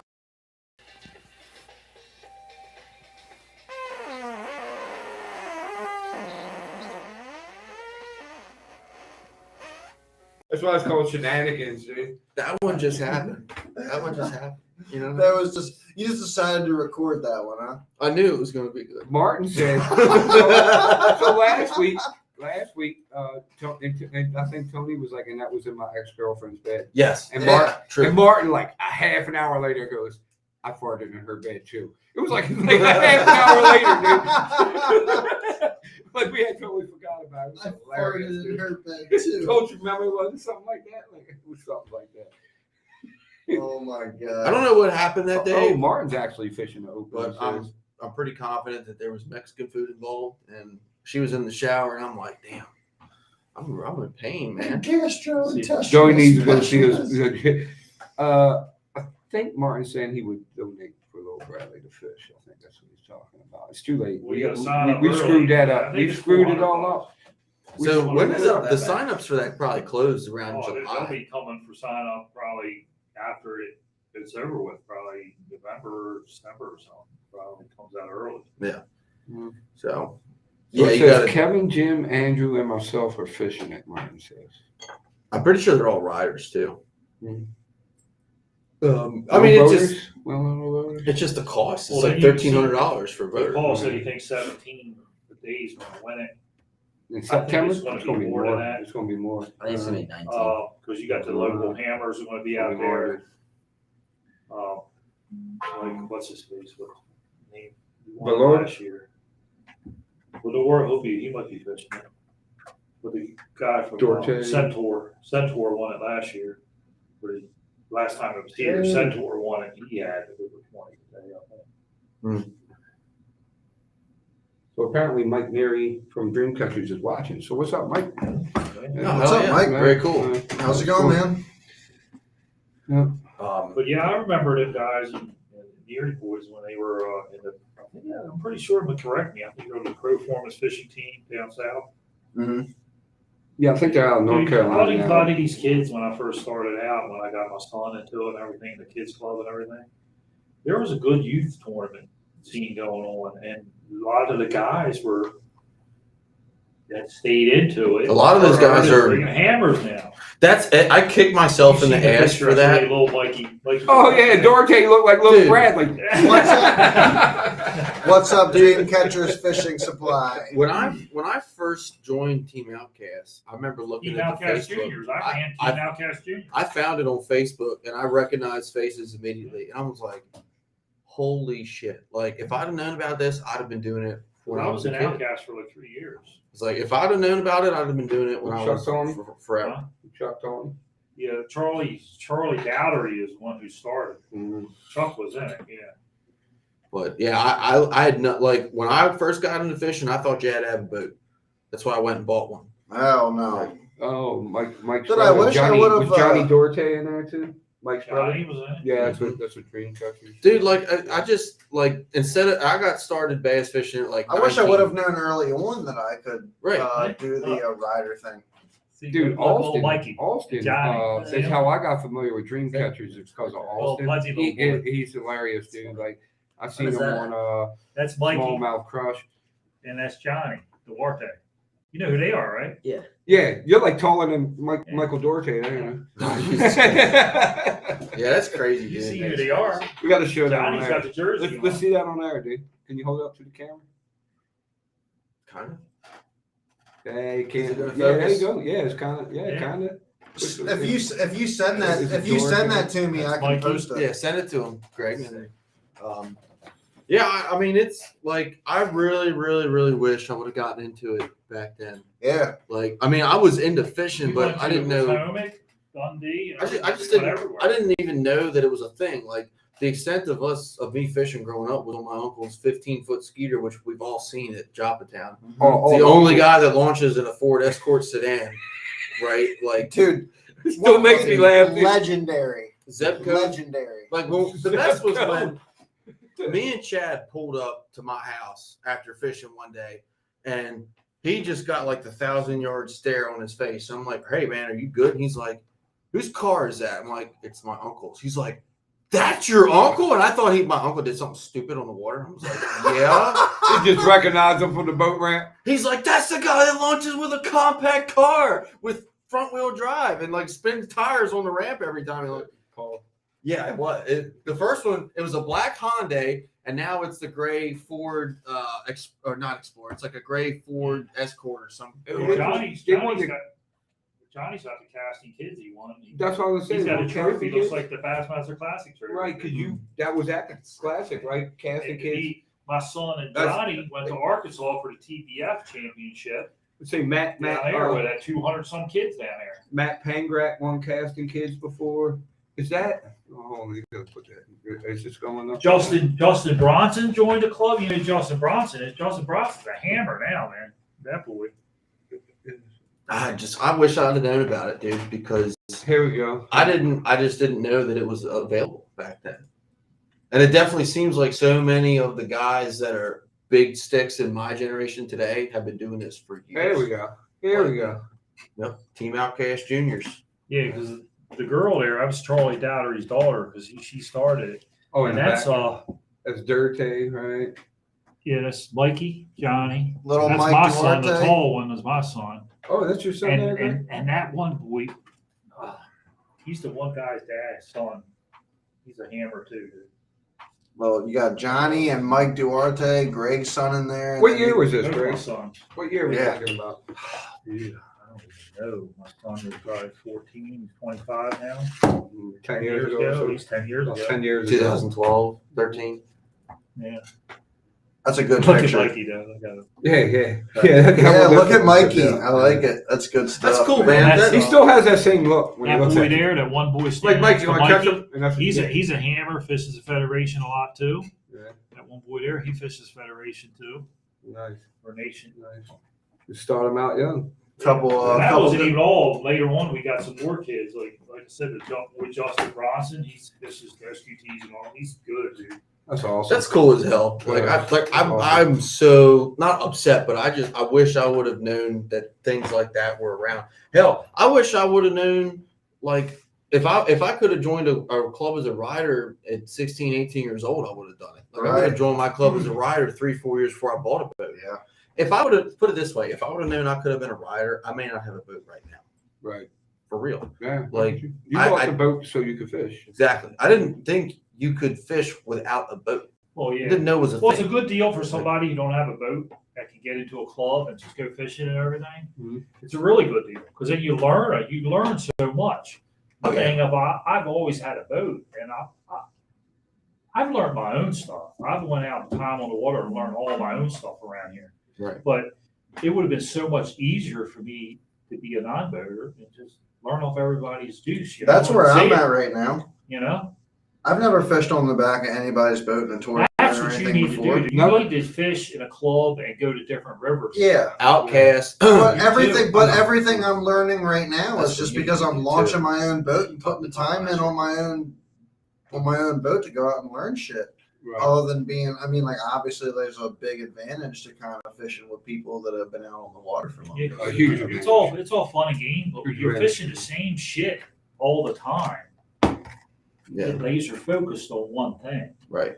You got to go and move. Yeah. Shore and stuff like that. Like, How else you gonna advance? You got to, and like you go down south and stuff like. If you think you're good up here and then you go down south, you're gonna suck. Yeah. Them boys are serious down south. Oh my God. And they're tight-lipped. They don't want to help you do anything. And my buddy moved down there and he said it's hard for him to even join a club. Mm-hmm. Yeah. Oh yeah. Like Logan, talking about Logan. Yeah, Logan. Yeah, Logan. He won. He's got the state record card, but he's a hammer too. What did it wind up being the state record? it He was. was I heard it was 33 all- pounds. Is that right? Or 40? 49, It was insane. Did More you than see that. it? That's yeah. Yeah, That's I crazy. saw it. It was insane. 49. That's crazy. So Logan has a state record now Mm-hmm. for carp. Still. Yep. Well, and then the state record largemouth title was caught by Justin Riley. Ed Riley fishes. I fish with him all the time. Justin Riley caught it in the spoils in the Thames River. Right. In the ice, right? January. Right. Yeah, he said he Through the raced ice, in the stuff like ice. that. No. No bad. Take it. Take it away. Well, let me get a pineapple. But yeah, man, it's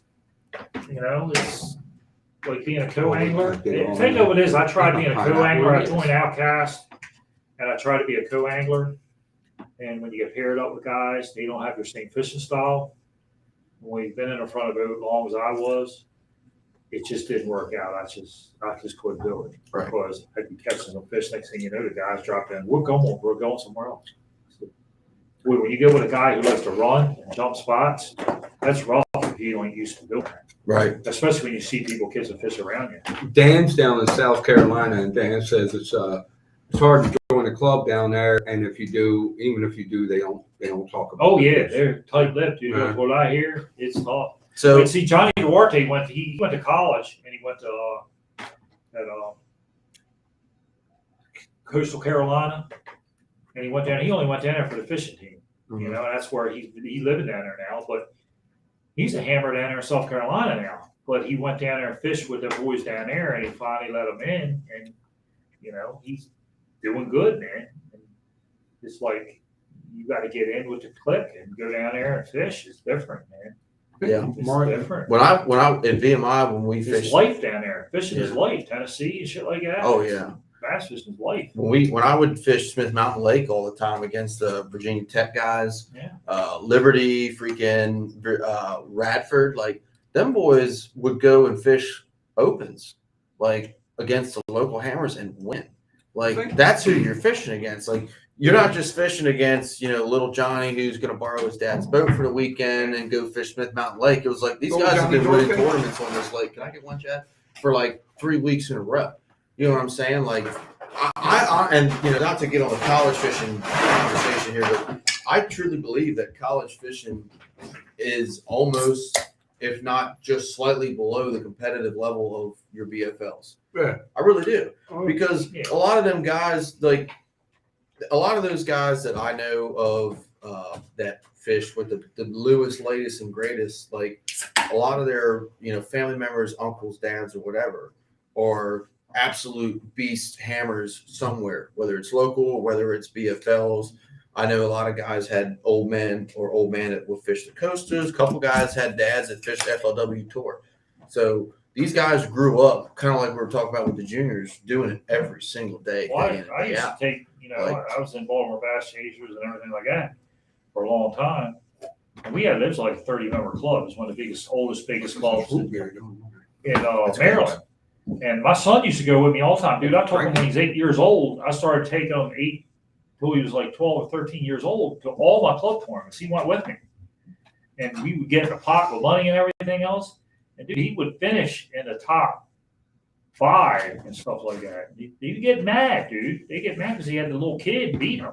Right. Grown-ass man. And dude, you talk about a 12-year-old kid bringing in a sack of fish, beating the top hub guys, You looked at you know. And then Why would you look at me? I was just looking for your reaction. Jesus Christ. It wasn't disrespectful. Like I didn't mean it.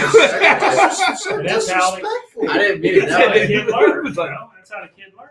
You know. talk some shit now, Chad. He fished a couple clubs. So, like, he fished a couple youth tournaments. He was playing beat video Johnny games 2 or and you 3 were times. fishing. And here's the thing, right? I was playing video game fishing. Oh, there you go. I think that, like, to your point, Greg, that getting started young is so important. And the reason for that is If you want to go So- big, I started out just fishing when I was really, really, really young. Bass fishing, I was probably 19, 20 years old. I've come a long way since I started. I got a long way to go. Yeah. But, like, I go out fishing with my uncle all the time. Mainly because he's who took me fishing when I was a kid. Right. So I try to get back as much as I can. The uncle with the car. I try to teach him shit Yeah. about fishing, and he just doesn't give a shit. What's his name? Charlie. Uncle Charlie. I call him. So my grandparents, old Baltimore, they call him Charlie. Uncle Charlie. No R. Uncle Charlie. Charlie. So that's what I call him. From It's Charlie. Baltimore. That's his name. Baltimore. But like, I try to teach him shit as much as I possibly can, and he just doesn't. It's not a total like. It goes in this ear and then it just never makes it to the Oh, other. dude, I thought he was a hammer. Like I thought he was like Uncle Charlie was just out there with his car. No. Oh, dude. Oh, I'm disappointed, dude. Like I thought he was he'll just smashing surprise you. him. Like, oh, Here's the thing, like it's fishing with, and I love him to death. Yeah. I really do. he's a good ass dude. He's a good dude. It sounds like it. If you want to go fishing with Bill Dance and you can't get Bill Dance on your schedule, ask him to go fishing with you. Get Uncle Charlie. Yes. Does he think he's Bill Dance? No. Oh, okay. If you watch the Bill Dance bloopers, it's like that. Oh, Dude, for real. Like, that's funny. we went out one time. We were fishing Joppa. We're fishing Joppa last year, right? And I'm in the canal and I'm What a doing, day, by the way. What a day. Right. I'm doing all the bullshit. I'm flipping, I'm frogging, roll casting spinner baits, trying to tick grass. And this motherfucker is throwing a Zebco 33 with like this ridiculous rockfish looking buzzbait on. And he's got a Senko floating out of the back of the boat. And we're in my boat. So I'm a little like, look, man, you do whatever you want on your boat, but on my boat, we don't fish like this. I'm in my head thinking that. I'm like, you know what? Whatever. Let him do his thing. It's Uncle Charlie. So he brings in his fucking buzzbait thing, whatever the fuck it is, and picks up the Senko rod. I got something on here. The Cinco that was just floating in the water. It was literally like floating, like straight dragging back, behind the boat. middle of the canal, straight out of the back of the boat, dragging behind the boat. And it's like a 6.5 pound fucking largemouth. For real. It's in the boat. And I'm like, why? Like, what? What happened? Everything. My whole world's upside So then- down after that. So then he's like, man, I'm gonna take it home and eat it. I'm like, no, you're not. Throw it back. Put it back. Put it back now. It's not even going in the line. Like, put it back. Did he catch like a lunker going the No. classic? Master Classic. With the classic. Were you on for that one? You You know know the the story? freaking guy is The like story's even double better. his age. He said, no, you're not. When did the So- classic here, Greg? Like 91? It It was was 1991. so he told me a story, and it was one of those where he like oddly remembered the details. He's actually like a super smart dude. Just nicest guy in the world, just a little like runs to a different beat, right? Different sheet of music. So he tells me this story. He's like, man, yeah, I was 1991. I was fishing Dundee, and there was all these boats around. I didn't know why, and I caught like a 6.5 pound largemouth and held it up in front of the guy and said, hey, you looking for this? And the guy got up on pad and ran away. And I'm like, hold on a minute. When was that? Wait a second. When was that? No, it was like whatever, August something, 1991. Yeah. And I looked it up and I'm like, you son of a bitch. That was the Bass Master Classic. It was the classic. You dick. Hey, is this what you're looking for? I got a 6.5 Yes. pounder up the Yes. pro trying to fish in class. That's what he did. And That's then what he ask, did. then talk shit like little Bradley. Is this what you're looking for? But here's the thing. He doesn't know that he's not talking shit. He has no idea. Like, oh my God, it was insane. Oh my God. And it's so entertaining to fish with this guy. I'm serious. It's like fishing with Bill Dance. Like, I'll take him out on my boat and I get rid of all expectations of catching anything. It's just I'm going out to go out at that point. Martin said he fished with a guy in Outcast that threw a Cinco on a bobber. What? Cinco on the bobber. You probably caught fish on it too. Yeah, like Uncle Charlie. Is Dude. it? That's Uncle how Charlie it works. don't even need a bobber, dude. Cinco floats. He's good. Dude. Did you see they got? I might have said this before. I got this Palm Wars. You've seen Palm Wars? It's a lot of MFL guys, and they do like this. They fish, and there's no rules to these tournaments, right?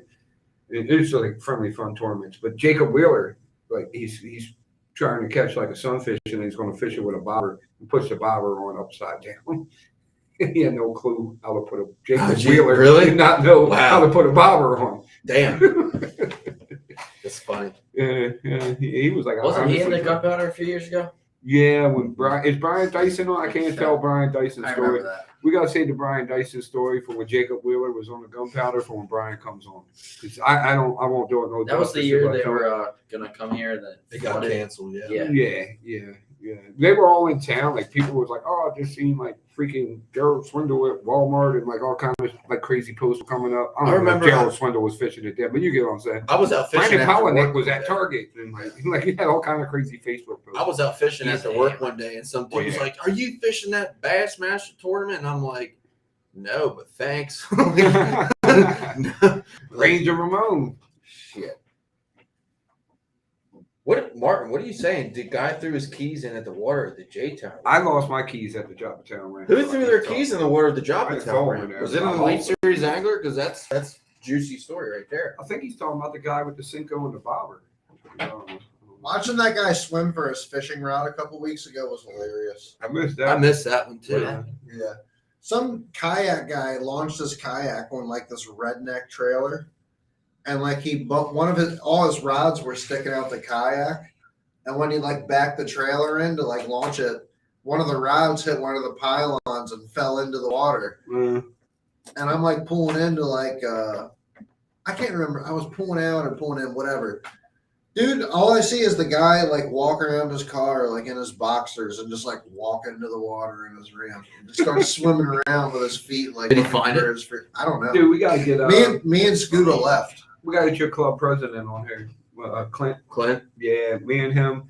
I Had don't the know, craziest. man. No, we saw the craziest shit at the boat ramp one day. Like Clint could probably tell a story way, but he caught more of it than me. I came in later. I think You I feel got me? a better chance of getting pregnant than getting Clint on here. Yeah, Clint's one of them old timers. He don't do the. Clint, come on, man. He's probably not even watching, right? But if Clint, I would absolutely love that. Oh, yeah. that would be I would awesome. to get I Clint would on. pay Clint to come on here, dude. Yeah, that would be. But It would dude, be a good one. I like pulled up to the boat ramp and Clint was like, "Rob, you missed everything." And like Wait, the story. okay, is so I would insane. promise him the whole night that I wouldn't make any gay jokes. Oh yeah, you like to mess with Clint. Yeah, he- Holy shit! Clint does not like gay stuff. So look at Martin's comment. Martin said some guy offered to pull Wheeler's boat, threw his keys to him, clear over his head into the water. What the fuck? I was like, oh Jacob no! Wheeler's keys.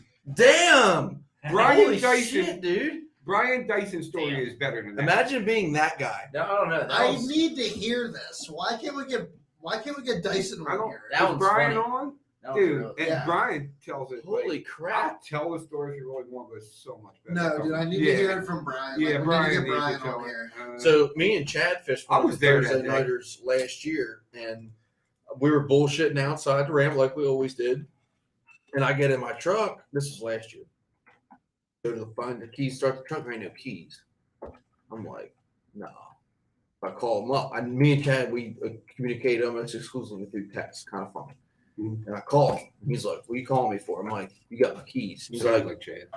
He's like, "I don't got your keys." And I'm like, "You have my keys." Look, reaching in your pocket. He's like, Me? No. No, Chad that efficient. Oh. Yeah, Buck. And he's like, "I do have your keys." I'm like, "Fuck," because he lives a little out there. I'm like, "Fucking shit." I actually had a spare. I always carry a spare key in the boat, so I was able to start the truck and meet him and get my keys. I was like, "Damn." Like that's why I always check. If you guys notice, whenever I'm pull out, I'm always like, okay, where are my keys to the truck? Whenever I'm with somebody else, Yeah. because so Well, that's a whole new element of learning how to drive your truck. at the Dude, I ranch, do too, have a story. by the way. I do actually have a story. When she I has was a there. personality. It does. The most unique personality of any diesel truck ever. I love it. Do we call I honestly Chad love Buck? it. We call that Chad Buck. Is that his name? Buck. Thing sounds like it's gonna blow up at any second, but So- it just, dude, it keeps Just keep rolling, rolling. dude. It's the most incredible thing I've ever heard. When we sick. were when we It's were there, wild. Yeah. Jacob Wheeler was coming out of the quarry. Mhm. Oh, but no, he went over to the Clear. He was on It the was on the Clearwater pond. Canal. He was on the Clearwater side. The Brian Dyson story. No, me and my brother was out the Brian's same gonna day. tell that. We were out the same day, and like Jacob Wheeler was like trying to plane out on like the Clear side, and it was like some local fisherman over here, and here I come like trolling in the other canal, Mhm. and that guy was like, "Does this idiot know he can just come over here and plane out? Fucking deeper water over here. What an idiot!" It's like Jacob Wheeler. It was motor up. It was motor up down there. I went up Bush River where they were launching, and they were. Brian Dyson. They were got- putting He power ran on it. He ran Everett, didn't every. Yeah. he? It's a bad look. I wanted to take a picture of it. He said, no pictures, no pictures. No, of course not. Really? All that crew that was putting new power head on it. Oh, I No see. pictures, no pictures. Yeah, the G2s were like hit or miss completely. Well, I heard he blew 4 or 5 of them up a year. damn. That's horrible. Oh, he's still running. I mean, Everybody's discontinued. Yeah. Well, we used to. So way back in the day, some and of the Greg will Coast Guard remember boats this. still run. Yeah. What's that? The Coast Guard boats, all of them run. Greg will remember this, but They run out of Johnson contract to buy 'em. Johnson Everroot was the same company at one time. You remember that? Then they split up, and then you had Johnson's, and you had Everroot's, and Johnson was gone. This Everroot, now Everroot's gone. They were the same exact motor, Johnson and Everroot. The problem is they live in dot. So I haven't Evinrude. I've always had Evinrude, not necessarily by choice, but Do you feel confident in Evinrude? mine has been stellar. What kind is yours? It's- Evinrude. so- You have what? an Evinrude right now? Yes, mine's an E-Tech. It's a G1. It's a Gen 1 E-Tech. So it's an E-Tech 200 HO G1. So it was 2007. And with any outboard motor, one of the best pieces of advice I ever got was regardless of what it is, because like the original Optimax, when they first came out, they were horrible. They were terrible. They sucked. They were just as bad as Evinrude Fit, which is notoriously known as like the worst. I had that on my Ranger before I got this E-Tech. Blew up after a year. Mm-hmm. So what I'll Brand tell new? you with Brand new. Wasn't that old? No, hardly any hours on it. Yeah. I was idling in the middle of the river and it stuck and lifted the top of the piston off number 1. those Fick motors were horrible, dude. So the problem with the Fick motors, Do you have you an didn't have- Evinrude? I do. you didn't run the right oil in it and run decarbonization in it. Two strokes got ports on the side of the cylinder. Yeah. Okay, you know, for motorcycle, same shit. Well, the carbon would build up on that lip, and the top of the piston ring will catch that fucking carbon and lift the fucking top of the piston. So mine, so I grew up around carbureted two strokes my whole life. Just old Mercury's, old Johnson's, whatever. All carbureted two strokes. You could go to fucking Walmart, get your Super Tech 2-stroke oil, put it in there, and be good to go. So when I got the Fick, the Ranger was my first like real bass boat. I bought it with the Fick. It had very few hours on it, very few. Took it out, ran great. Didn't know anything about it. Just ran it wide the fuck open, and I looked in the oil reservoir one day, and it's getting a little low. So what did I do? I went to Walmart, got my Super Tech bullshit cheap TCW3 rated oil, put it in there, and the first tank it blew up. 100% my fault. Didn't check it, didn't research it, whatever. So then I went to the guy who I took it to down at Intercoastal. He gave me a great deal. He said, "Look, I don't like these Ficks. I have a power head used. I'll give you like 50% off, but I'm not going to warranty you this power head. Like, send it." So got another 3 years out of it. Like Greg said, ran good oil, ran my decarb. I got 3 years out of it, and then burned a hole in piston or cylinder number on the piston and cylinder number like 4 or 5. I got the E-Tech because it was for the right price. I paid $7,000 for it, and I didn't have to change my rigging. It was literally a unbolt, unhook, Throw it on. hook up, bolt up, rock and roll. I dropped that boat off at Reading Boat Works on a Friday, had it back by Sunday. And that motor's been great. Now, I don't run it wide open all the time. It had like 220 hours or something on it when I bought it, so it still had lower hours. But what I will say is if you, whatever model of outboard you're looking at, whether it's a HPDI, an E-Tech, an Optimax, a Pro XS, you want to get the later models of that Right. model, right? Now, So- yeah, four-stroke. Right. So, like for example, That's what I'm looking at right now is a Mercury Pro XS Right. 150. So the E-Tech, But I right. feel so between the Yamahas and like the Mercuries right now, obviously Mercury is number one on the market. And I'm a Yamaha guy, like through and through. I've been running the Yamaha on my John boat forever. Granted, that's a 1994 motor, and it's only a 30 horsepower compared to these larger horsepower motors, but I run the dog piss out of this thing and it keeps running, and I'm just a Yamaha fan for life for an outboard motor because of that. This particular boat I'm looking at has a Mercury on it, but going on Google and stuff right now, I can't particularly find anything that's worse or better about Yamaha or the Mercury Pro XS right I now. don't care what you have, everything breaks. Yeah, Everything will break and will break.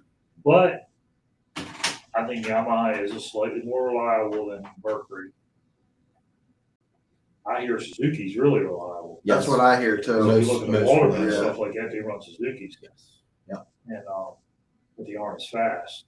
Performance is Mhm. where Yamaha. So yeah, so you see them a lot on like your bigger like big water bass boats, Yeah, Chargers. And Mercury V8s now, all the Mercury V8s, the only thing I've heard bad about them is that shift solenoid actuator for the shifter in the lower unit.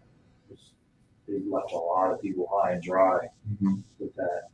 And the lower units are fragile. They're designed to shear off at 35 mile an hour for safety. Mm-hmm. So the engine don't flip back on top of it, they'll shear off when it hits something. Right. I don't know, but like I mean I understand. I'll completely come out and admit that I don't think Everroot makes at any time past the Intruder made the most reliable outboard. But I think it's like dirt bikes. If you know your motor and you know the weaknesses and the strengths, Two strokes wear out, they're gonna blow up. Right.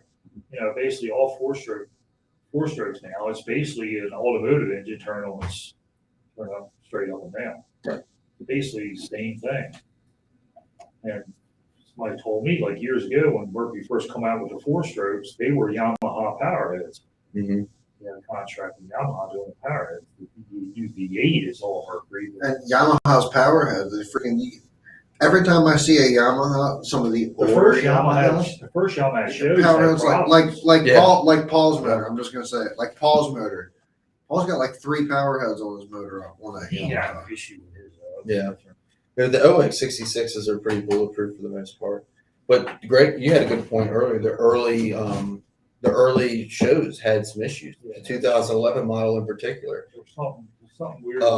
The interesting thing about Yamaha, and I give them all the credit in the world for this, was any power head that was within that date of manufacturer defect got a new power head replacement, Now, they get a regardless. class action lawsuit. Right, regardless of whether or not your power head was causing you problems. Your motor could have been running perfectly. Yamaha was going to give you a new power head at no cost to you. So, When I ran that, my jet boat was a F60 power head, but it was rated 40 because of the jet. It was an F60, 60 horsepower power head. I run a living dog shit out of that thing for 9 years. Never had an issue with it. Like I said, I run the dog shit out of my 150. And knock on wood. They treated me good and it runs good. How fast does your boat run? Well, it depends how I prop it. And like in the spring when I had my 24 pitch on it, I had it at 62. 62. 62. How big's your boat? Uh, How big is it? 1810. Right. 189, 1810. Rated for 175, it's a 150 show. But right now I got the 21 pitch prop on it and it only goes around 52, 53. But that actually would jump up in a foot of water. I'll jump right up out of the water. I don't see any reason really one to run 62 miles an hour over 'Cause it's 53 miles. I mean, Why? all Run her as fast as get she'll from- go. huh? I get there, I'm on her as fast as she'll go. speed, no brakes, man. All speed, no brakes. When I had my TR20, 2001 TR20 Triton. That's my first big bass boat I had. 225 or It had a 200? 225 Evan Rouge thick one. The guy HO? bought brand new, yeah, HO. Mhm. Evan Rouge thick one. Mhm. Okay, that motor ran balls They were out. It was fast. They were fast as It's shit. fast. I probably had it set up with the right jack plate, 10-inch plate, and had a 2 1/4-inch love pad and all that shit. Got the right prop on it. I actually ran a Mercury prop on it and had it set up right. That boat, dude, is upper 70s. And the fastest I ever had it when I put after I blew it up, I put in 225 Optimax on it. I think it was a 2006 or 7 Optimax. 225. I put that on it, got that dialed in. I GPS that at 79.3, something like the Bird River. I was doing GPS runs. And that boat was fast as shit. Did it Like I chime said, like crazy? Yeah. Well, yeah, I learned how to drive it. See, I've only ridden in 1 or 2 Tritons in my time, and I can tell you that they are fast, but I'm not impressed with the ride and the Oh, rough yeah, water. they're fast. That's what they are. They're racing all. They're all Vince's racing all. The early 01s. Oh yeah, they were quick. They were The fastest late '90s was Yeah. the original Yeah.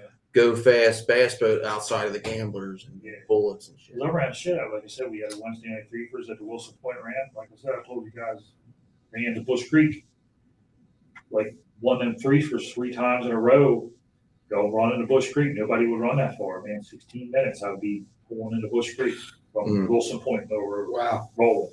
That's a ride. Past Pools Island. Going. Roll right around, rode right to Bush. Never let off of it. I got set her down right in Bush Creek. I got in Bush Creek. Mm-hmm. That's when What's fished it. What's your opinion on Phoenix boats? Me, it's a good boat. I just don't like a goofy looking emblem on the side of the boat. See, I'm like You like Gary Klein? They were the big thing when he first come out. When he first, everybody Phoenix and everything. I know a couple of people out. I hear nothing bad about them. But I think the best bass boat is Bass Cat. Like In my opinion. I would agree. I'd agree that I don't like something that I like about the Bass Cat is about the upper rail design where you got that plastic grab rail that kind of cuts into the top cap. I don't like the looks of that. And sometimes where you set up the consoles look kind of funny because they're like tall and they're narrow. tall and narrow and stuff like that. But they are good boats. There's a guy at the boat ramp yesterday had a 2022 Z19 Nitro. It's a nice looking boat. Yeah, they've done actually like White River Marine bought all the brands, Ranger, Triton, all okay. Like me owning an 01 Triton and then owning a 2019 Triton, night and day. Okay, the quality of the new ones are not there. It's it's just not there. The design's different and everything. They're still good boats and everything, but it's not like the old Triton. The old Triton was built better. All the old boats were built better.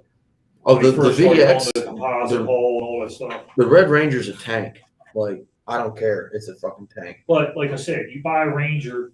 You're buying a Ranger. Like I was looking at boats today. I was looking at something like looking for him or whatever. And dude, like the new one.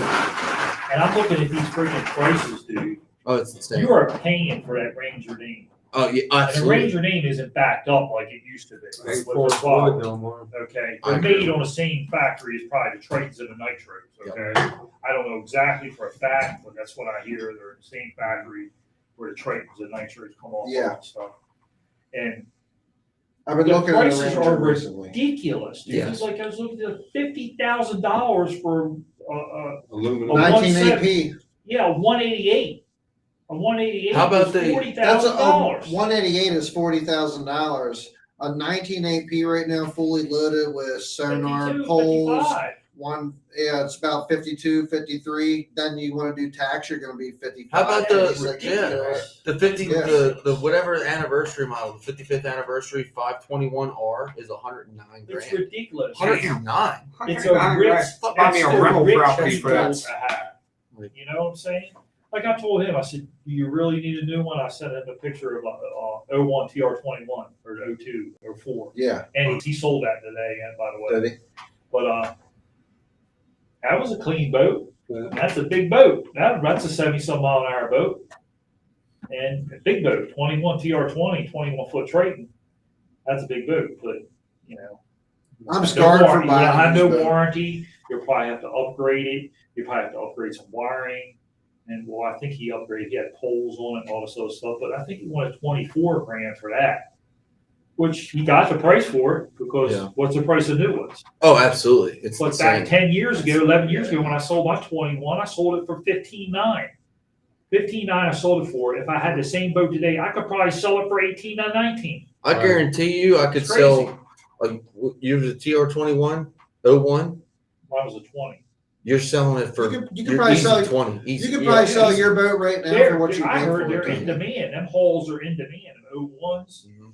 01s, 03, they're in demand. There are certain people that swear by the Ranger VX hulls. Like I got especially like the 520. Champion, like Paul Champion, Right. like the 2010 or whatever, and the 210s. Oh yeah. Everybody wants that. I don't know. Like I guarantee you, I could sell. I could Anytime you almost get over break 20 even on my boat right now with what I paid for it, including the new motor and the first power. Worst thing I ever did was sell my freaking Triton. I got pissed off. Like Baltimore Bass Station had a bunch of internal conflicts and fighting amongst each other, and it dissolved. Everybody quit. That's how Outcast was formed. You left Baltimore Bass Stations, went to Outcast, and then Baltimore Bass was formed for the other guys who left, and then everybody quit. Just straight up quit. I sold my boat. I got pissed off. The worst thing I ever did was sell that fucking boat. I could have repowered it with a 4-stroke. I could have totally redid that boat. The hull's still good. And, you know, Somebody's still running the shit out of it would've been somewhere. good. It would have been great. Yep. You can upgrade an old boat and you can restore one. That's my thing. Is every time I think about putting poles on my boat, I'm like, well, how long am I going to keep this 22-year-old Ranger? And it's Just like, put poles on it because you turn around and sell them for how much you pay for them. right. But it's like I'm trying to find poles now. They went up in the quality, in price. the quality of like the boat outside of the whatever motor you got on the back is honestly incredible. The Like motor I is have the boat. I have replaced. So Yeah. the only thing I have done on that boat is the boat. Never had to rewire anything. Never had to switch out pumps. Nothing. Like the quality all of the the build. same. All is- the boats are the same. They have the same pumps in them. They got all the same shit in them. Right. It's just the hulls are different and the motors are the same. And the controls are the same for each brand.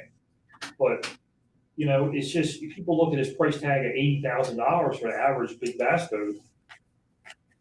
I want for 20 grand and restore it. You still won't have nowhere near even a third of the price of a new one. It's just, I want to have a new boat. Fuck all The that. boat's going to fish the same. Right. You know, Ain't gonna like I make- told him, you want something you can run 40 mile an hour, 40, 45 mile an hour with. I can And do you can 30 fish in my boat. I'm Everything good. you want and be competitive in a boat that runs 40, 45 mile an hour. Yeah. Because you're only going to be there 5 or 10 minutes slower Mhm. than everybody. Very few people make huge runs to fish. Right. You know, like I was saying, I was going to run from the Nanaco to the Wacomico maybe or something like that, 50-mile run. I ain't making that run. Let's take it 2 hours of fishing time. I can fish close and have a better chance of catching a fish close. Unless you Yeah, I'm not have spending that kind of serious money issues. on a boat. Nope. It's too not much me. money. It is a lot. And Not what I do to my boats. so here's the thing, like I think about it like this. I am gun shy when it comes to spending $7,000 at the end of the day on the jack plate and power poles. If I'm gun shy on spending $7,000 on the poles and the jack plate, how in the fuck am I going to spend 80, 85, 90 on a loaded fucking whatever? And a loaded bass Tony, boat you can now. rub pennies together and make them squeal, brother. Well, a loaded bass boat Tony, now is over 90. The No only, matter who it is. the only reason Tony got rid of a nickel was to get a better grip. Yeah. Like for real, like even the Nitro, even the Z21 XL Pro, the Nitro Way up. is, oh my god! Like I remember when Johnny Morris now. when my motor blew up 2 years ago, I was looking at selling the boat for what I had in it, or just getting out from the payment and just buying something new. And I was looking at Nitro a lot, and like the Z20 Pro was like 54, 55 grand, 10-inch, 12, maybe even 12-inch grabs, 2 power poles, all that shit. Now 64, 63 grand, and you don't even get the 12s or the poles. It's like, no, fuck you. Plus, it's a Nitro. I don't hate Nitro, but like it's a Nitro. You know what I'm saying? Like, Yeah. Johnny Morris. yeah, fuck that. Well, Right. Ranger is too. Ranger. Johnny Moore's there. Yeah, too. it's not So- Forest Wood no more. I will say I fished on 3 weeks ago. I fished on a 2019 Z520L Ranger, and I had heard the same thing. Oh, the quality's not there. This, that, and the other. Now the boat was only 3 or 4 years old. That boat was impressive as shit. Yeah. It was fucking I incredible. mean, all the new boats look nice. Of course, it's Like, like heck, you would want one, but Of course, brand new boats will be impressive, but you got to Right. go by people who's been into boats and stuff for 20 years and see what the progression of it is. Everything advances and gets better. Like motor technology is night and day from what it was back then. oh. Martin said my wife Amy is the best. Then I guess Martin got his phone back from her and said, I left my phone on the Can we put Martin's comment about how his wife is the best on the screen? Right. Just Where's because. that? So his story is that, he left his phone unattended, but we know you posted it, Martin. Come on. Yeah. I'm trying to get some brownie points. I really didn't think you were going to say brownie points at the end of that sentence. Well, we got young Bradley. We got young Bradley here. Dude, You get back to your boat and your equipment. If you're on a competitively tournament bass fish, like little 3-hour thing, that's nothing. Right. That's fun stuff. That's easy to do. Actually, real quick, You speaking of go that, and my fish. wife is the best one. But you go and fish multi-day tournaments and stuff like that with high stakes. Your equipment better be perfect. Right. Your boat better be perfect. Your batteries better be perfect. Everything needs to be perfect and reliable 150%. Or you're going to take yourself out of competition straight up with dead batteries, trolling motor fucked Yeah. up, or something. Graph won't fucking sync with the other something graph. or something Yeah. like that. Your boat needs to be perfect. Spot lock I'd doesn't say- work. I'd say reliable. That's the things you can control. I would say more reliable. Reliable. I wouldn't say perfect, A lot of the pros will say, Well, but yeah, perfect means reliable. It's Okay, nothing's going to go wrong with it. It's set up perfectly. a lot So of it's going to run right and everything's going to work perfectly. yeah. A lot of the pros will say, you can control the controllables. You can't control the uncontrollables. Your Yeah. boat, you You can can control make it. sure everything's perfect. Your rods, your reels, your lures. You can't control the weather. You can't control the tide. Those kind of You things. can't control it. Something Right, like but that. you got something fucked up on your boat. You need to fix it. Well, you know what? You could have. Well, them it cost guys, you the tournament. guys have the service crews. Well, The yeah. Open's got service Well, they crews. got it made. So you got a Mercury brand and your shit's under warranty like that. And say Did you're in it? the Open in Chesapeake Bay. That's where I'm at right now, and Martin. something blows up. You can take that to the service crew. They're going to fix it for you. That day. Didn't Jordan Lee win a classic one time with On a only blown his trolling motor. motor? Yeah, Blown his motor, his yeah. motor was Oh, yeah. Exactly. Yep. Sure did. Bing, bing, bing, He sure bing, did. bing, bing, bing, bing. What would happen? I didn't want to buy somebody else's Yeah. problems. I already did that once, bro. I bought a Nitro NX 750, and every time I've I heard went that out and fished before. it, it was a fucking problem. I had to come home and So- fix something, and I was sick of it. Well, It wasn't worth it anymore. it, Just a gut that lot fucker of- out and a lot redo of it all things and with still guys save who- more money. Because I watch a lot of shit like the Bass Pro forums on Facebook and stuff like that. People post questions, dumb shit. Okay, I'm a mechanic. I do it for a living. Been doing it for 35 years. So I can fix fucking anything. But most people don't even know how to do anything. They don't even know how to hook a battery up or Exactly. something like that. So you got these people that buy this stuff, and you got to at least have a little bit of knowledge or something. When Right. you're I out on agree. the water, you'll be 100%. calling boat US, your friggin' nut will be loose on your battery or something. Right. Something stupid. Right, bad connection. And on the most battery. people don't know anything about it. Nope. And that's what these people get in trouble with. They don't know anything about boat setup. They don't know anything about trolling motors. They don't know anything about grass. They buy these $5 grass. Half of them don't know how to use it. I don't even know how to use my shit perfect. Oh, You know, dude, like- I broke a steering cable on Yeah. my trolling motor last weekend. Put a new one on it. That shit is a pain in the Yeah. fucking ass. Don't break a steering cable. on Your a fucking average trolling motor. person can't do that shit. Dude, Your it's average like, person can't even plunge a toilet anymore. Let's be honest about it. I'm a maintenance guy by day, so trust me, I know. For real. Yeah.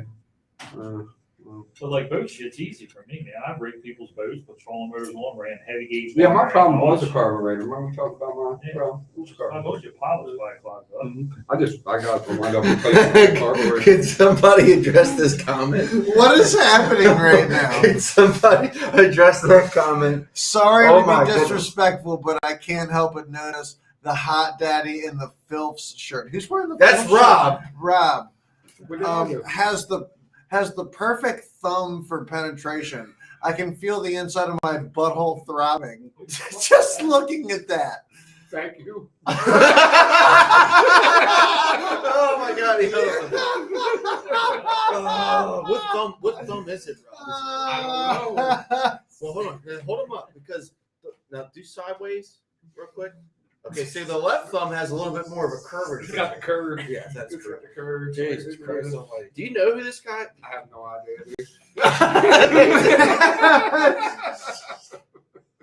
The boss said he's coming to this. Oh my You know what God, my that's phone funny calls? shit. This just turned into the best fucking show ever. What the fuck? I don't know what I did. Sorry, just What the fuck? I can feel the inside of my butthole throb. Dude, you never know. I feel so violated. Have you been posting pictures of Rob, do your you feet? want Half thumb instead of bass thumb. Christ. Rob, do you need me to post any of your information so that he can? No, I'm good. Thank you. I appreciate the comment. Rob has a Only Thumbs account instead of OnlyFans. Yeah. Only thumbs. Jesus. Oh my gosh. Now when I see it at the boat ramp and I'm like this, it's gonna be all like, there you go. What the hell, man? That is awesome. Woo! Man, Madison Beer Radio, I'm telling you, man, we never a dull moment on this show. Well, that's comment of the day. You get That a is free, comment of the you get a day. free. We should frame that and like give it to Robin. I want to like, it's like that is definitely my favorite comment of all time. I like how he apologized. It's like, hey, I'm gonna say some really weird shit, so I'm sorry, but I'm gonna say it anyway. Sorry to be disrespectful. I wasn't disrespectful. I mean, it was pretty flattering. Like, Yeah, I'm flattered. I'm flattered for you. At least spit on that thing first, bro. Hey, you're gonna go home and your wife's gonna have fucking questions for you when you get home. She must not be watching right now. 'Cause I know she was in the comment. That's fucking awesome. Woo! That is some good shit. That's I love that. You know what the best part about that is? That's the first YouTube comment we've gotten so far, and that's how we started. No, off we've the gotten YouTube comments. YouTube comments. Is it? Before. Yeah, a couple. First off, so Scuba Steve. Next comes- wrestling so video, I'm Scuba like, Steve "Get the watches fucking on phone, YouTube, Tony." and I'm trying to figure out. Jesus Christ. It did turn into shenanigans after all. Oh At the my great boat speeches. Hey, what do you want to know? Shit, you helped me with my motor. I know that much. You were right. You were right. That's Good far advice. better than doing dirt bikes and stuff. Yeah. Uh-oh. So what else we got? Did you see it? I'll show them, Did he come over take, my garage, see all my trophies. did he take you Then out? I'll dig the See all box. my trophies. Then I'll dig the plaques out. The two big boxes of plaques I got. Did he show you his dirt bikes out there? He showed me after that night when you I can't two hurt. I don't want to. when you two got in that beef of the dirt bikes. He was still like hot after the show, worked up, and he's like showing me his dirt bikes and everything. I like know nothing about dirt bikes. And he's like, I've done this to it. Like, Greg don't know. Like, he was still like after the show, dude. Like, he was still. I was like, I got a whole class. I raced from here to Florida, dude. I had a whole class about dirt bikes after that show. That was a tough ass weekend. I'm like, yeah, Chad, you got nothing. Can you ride a? I can do you like ride a those big rims. 4-stroke? Yeah. Can you ride a big 4-stroke? I raced 4-wheelers. I held an A license in 4-wheelers. ATV or ATC? ATV. I had 3-wheeler too. When I was There you 18 years go. old. Was that? Did it have a 2-stroke in it? Yeah, 250R. ATC 250R, bro. Ooh, that's a killer. That is the killer. That's a badass quad. Yeah. It's also the I one that held, kills people. I This is held the an one that A-license. kills I held people. an A-license at District 7. And then I used, when I raced GNCC, I kind of sandbagged and went to the C class, but as everybody goes, sandbag goes C class. Yeah. But there was like 78 fucking people when I was racing. Because I raced the one Atlantic City GNCC we had. And shit, I got the plaque. I think I finished like 6th, maybe out of 70 some people. But it gets kind of dangerous. You've got a bunch of rookies in there.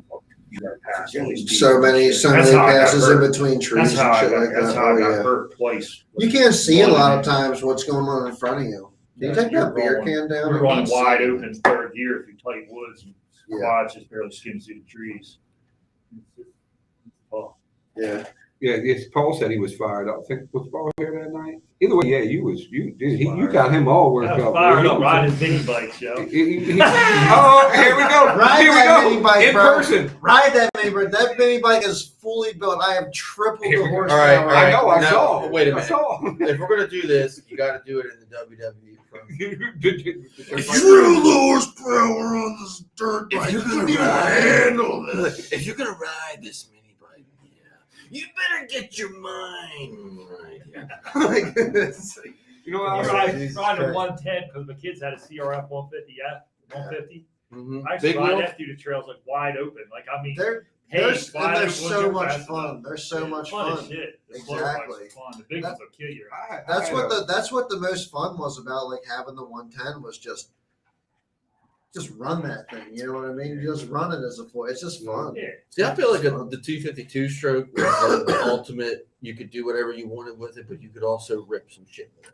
Yeah. Like the 1998 CR 250 and like the KX 250s were fucking wicked as shit. Dude. Like, That is 97 500, 0500. see, that's I what rode it- I want I rode an to. 86 500 one time. That was No, like that's what it was, 87. That's what I want to 87, ride 0500. on the worst way is a fucking big ass two stroke. But Right. I don't know anyone that's have them. Dude, They'll kill you. Adam Grauman had the 500. Does he still have it? Yes, he does. Dude, It'll break please your set leg trying this to up. start it. So actually, Please set this up. I think his dad is actually setting the 500 motor right now in a modern frame. So there's a company Yeah, that did he's that. setting it in an aluminum frame right now. There's a company that did that called Service I Honda. think it's a YZ frame actually.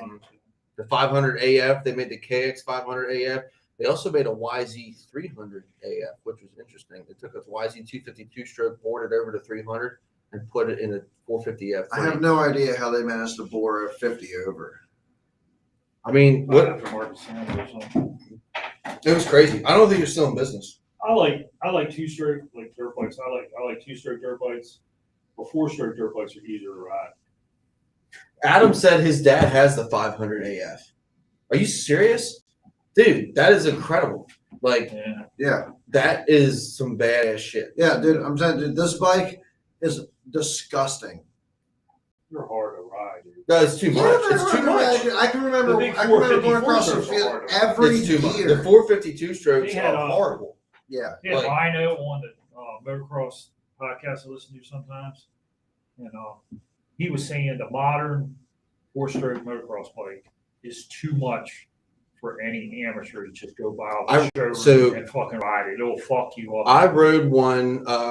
These guys I used to ride Too with, fast. they got new bikes every year. They used to race enduro, but they were like one of them was on Yamaha. Or not Yamaha. One was sponsored by fucking Kawasaki, and one was sponsored by Honda. And we used to ride. We used to meet up at the track up in my woods. We'd run. And I got an 05 250F sitting at the house, and I got an 83 YZ 125. And I rolled up there one day because I heard the dirt bikes going around, and these guys had brand new 2016 450F, KX, and CRF 450s. They let me spin on them. And let me tell you right like the now, dirt bikes or the four wheelers. dirt bikes. Yeah, Let me tell you right now, when I say that bike wanted to come out from under you, it was so fucking fast. Like, it was insane, dude. Like, on my 250F, I could hit a corner and pin and crack third, and it would go, Ride one. but it was manageable. I tried that shit on that 450F, dude, and I That is- literally thought that the bike was just going to come out from under me. Not come up, but come out. That's how fucking 105 strong it was. compound. Like, and the thing, and they had everything. They had the wide tires for cornering. So there was no slip. You ever watch You hit it, Buds it's and watch gone. the pro race Dude, so they're racing at Budds Creek tomorrow. this weekend? I watched Arena But Cross, but that's it's so it. loud. Big four strokes when the big four strokes come offline, the gate drops. But when he hit a jump, fire. Yep. They fucking all let off two stroke beat like. Well, they don't, Yeah. right, because the two stroke, Everything's quiet. There's Right. so much torque off the lip on Yeah. the four strokes. It the, just, the two stroke, you got it pinned the whole way up the fucking jump, the Yeah. whole way. Like, and then you got to figure out what the hell you're going to do in the air, whether you got to pin it or not, and just bouncing the Brake fucking- tap. See, I never raced motocross. Motocross will hurt you. I had a CBR it did, 1000. and it did. It'll hurt you. Them jumps will hurt you. I hate jumping. I hate jumping. I love jumping. I've never run a dirt I bike love on a track. jumping. I've You always ever ridden in the ride, woods you and ever shit, ride the but- Budge Creek track? Yep.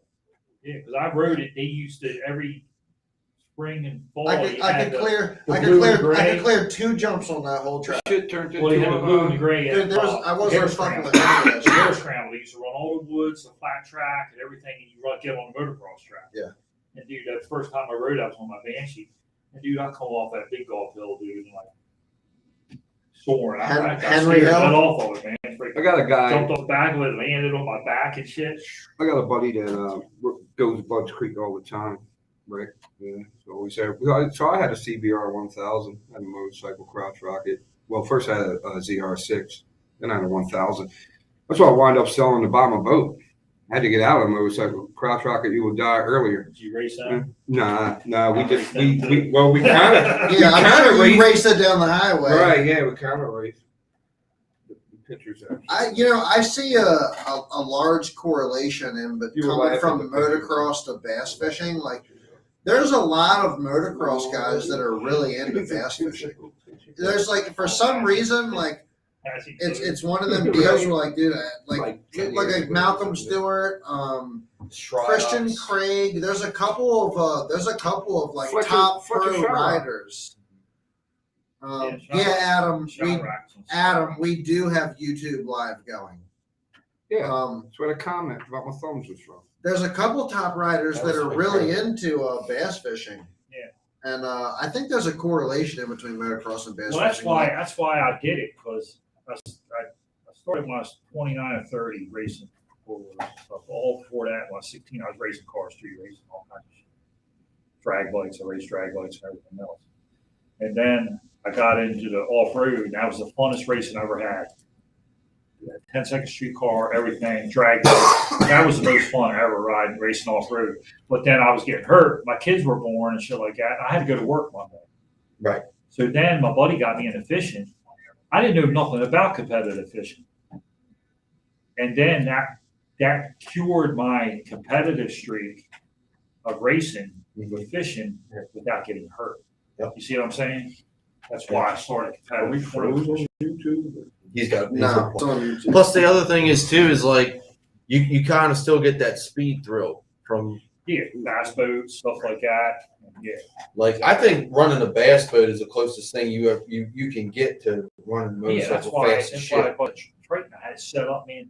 Speed, I tinker with it, move the jack plate up and down, measure it. I'd be home measuring the freaking pad depth and pad height and everything. Don't worry about that. I'll get it. Use the facility. Adam, I want to ride that 500. Mark it. Yeah, I ain't For real. worried I want to ride that about- I'll 500. hurt myself. Adam, can you comment on YouTube on the live stream? You should be able to. So Scuba Steve has been having trouble. He says when he watches the live stream, he can't comment on YouTube.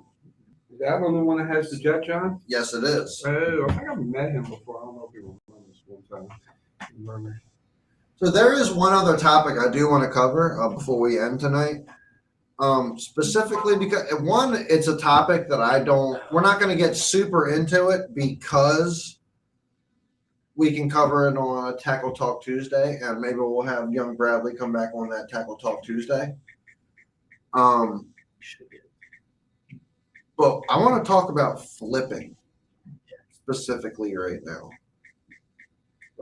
More details in flipping. It's something that I haven't utilized. It's something that I really think can be utilized right now.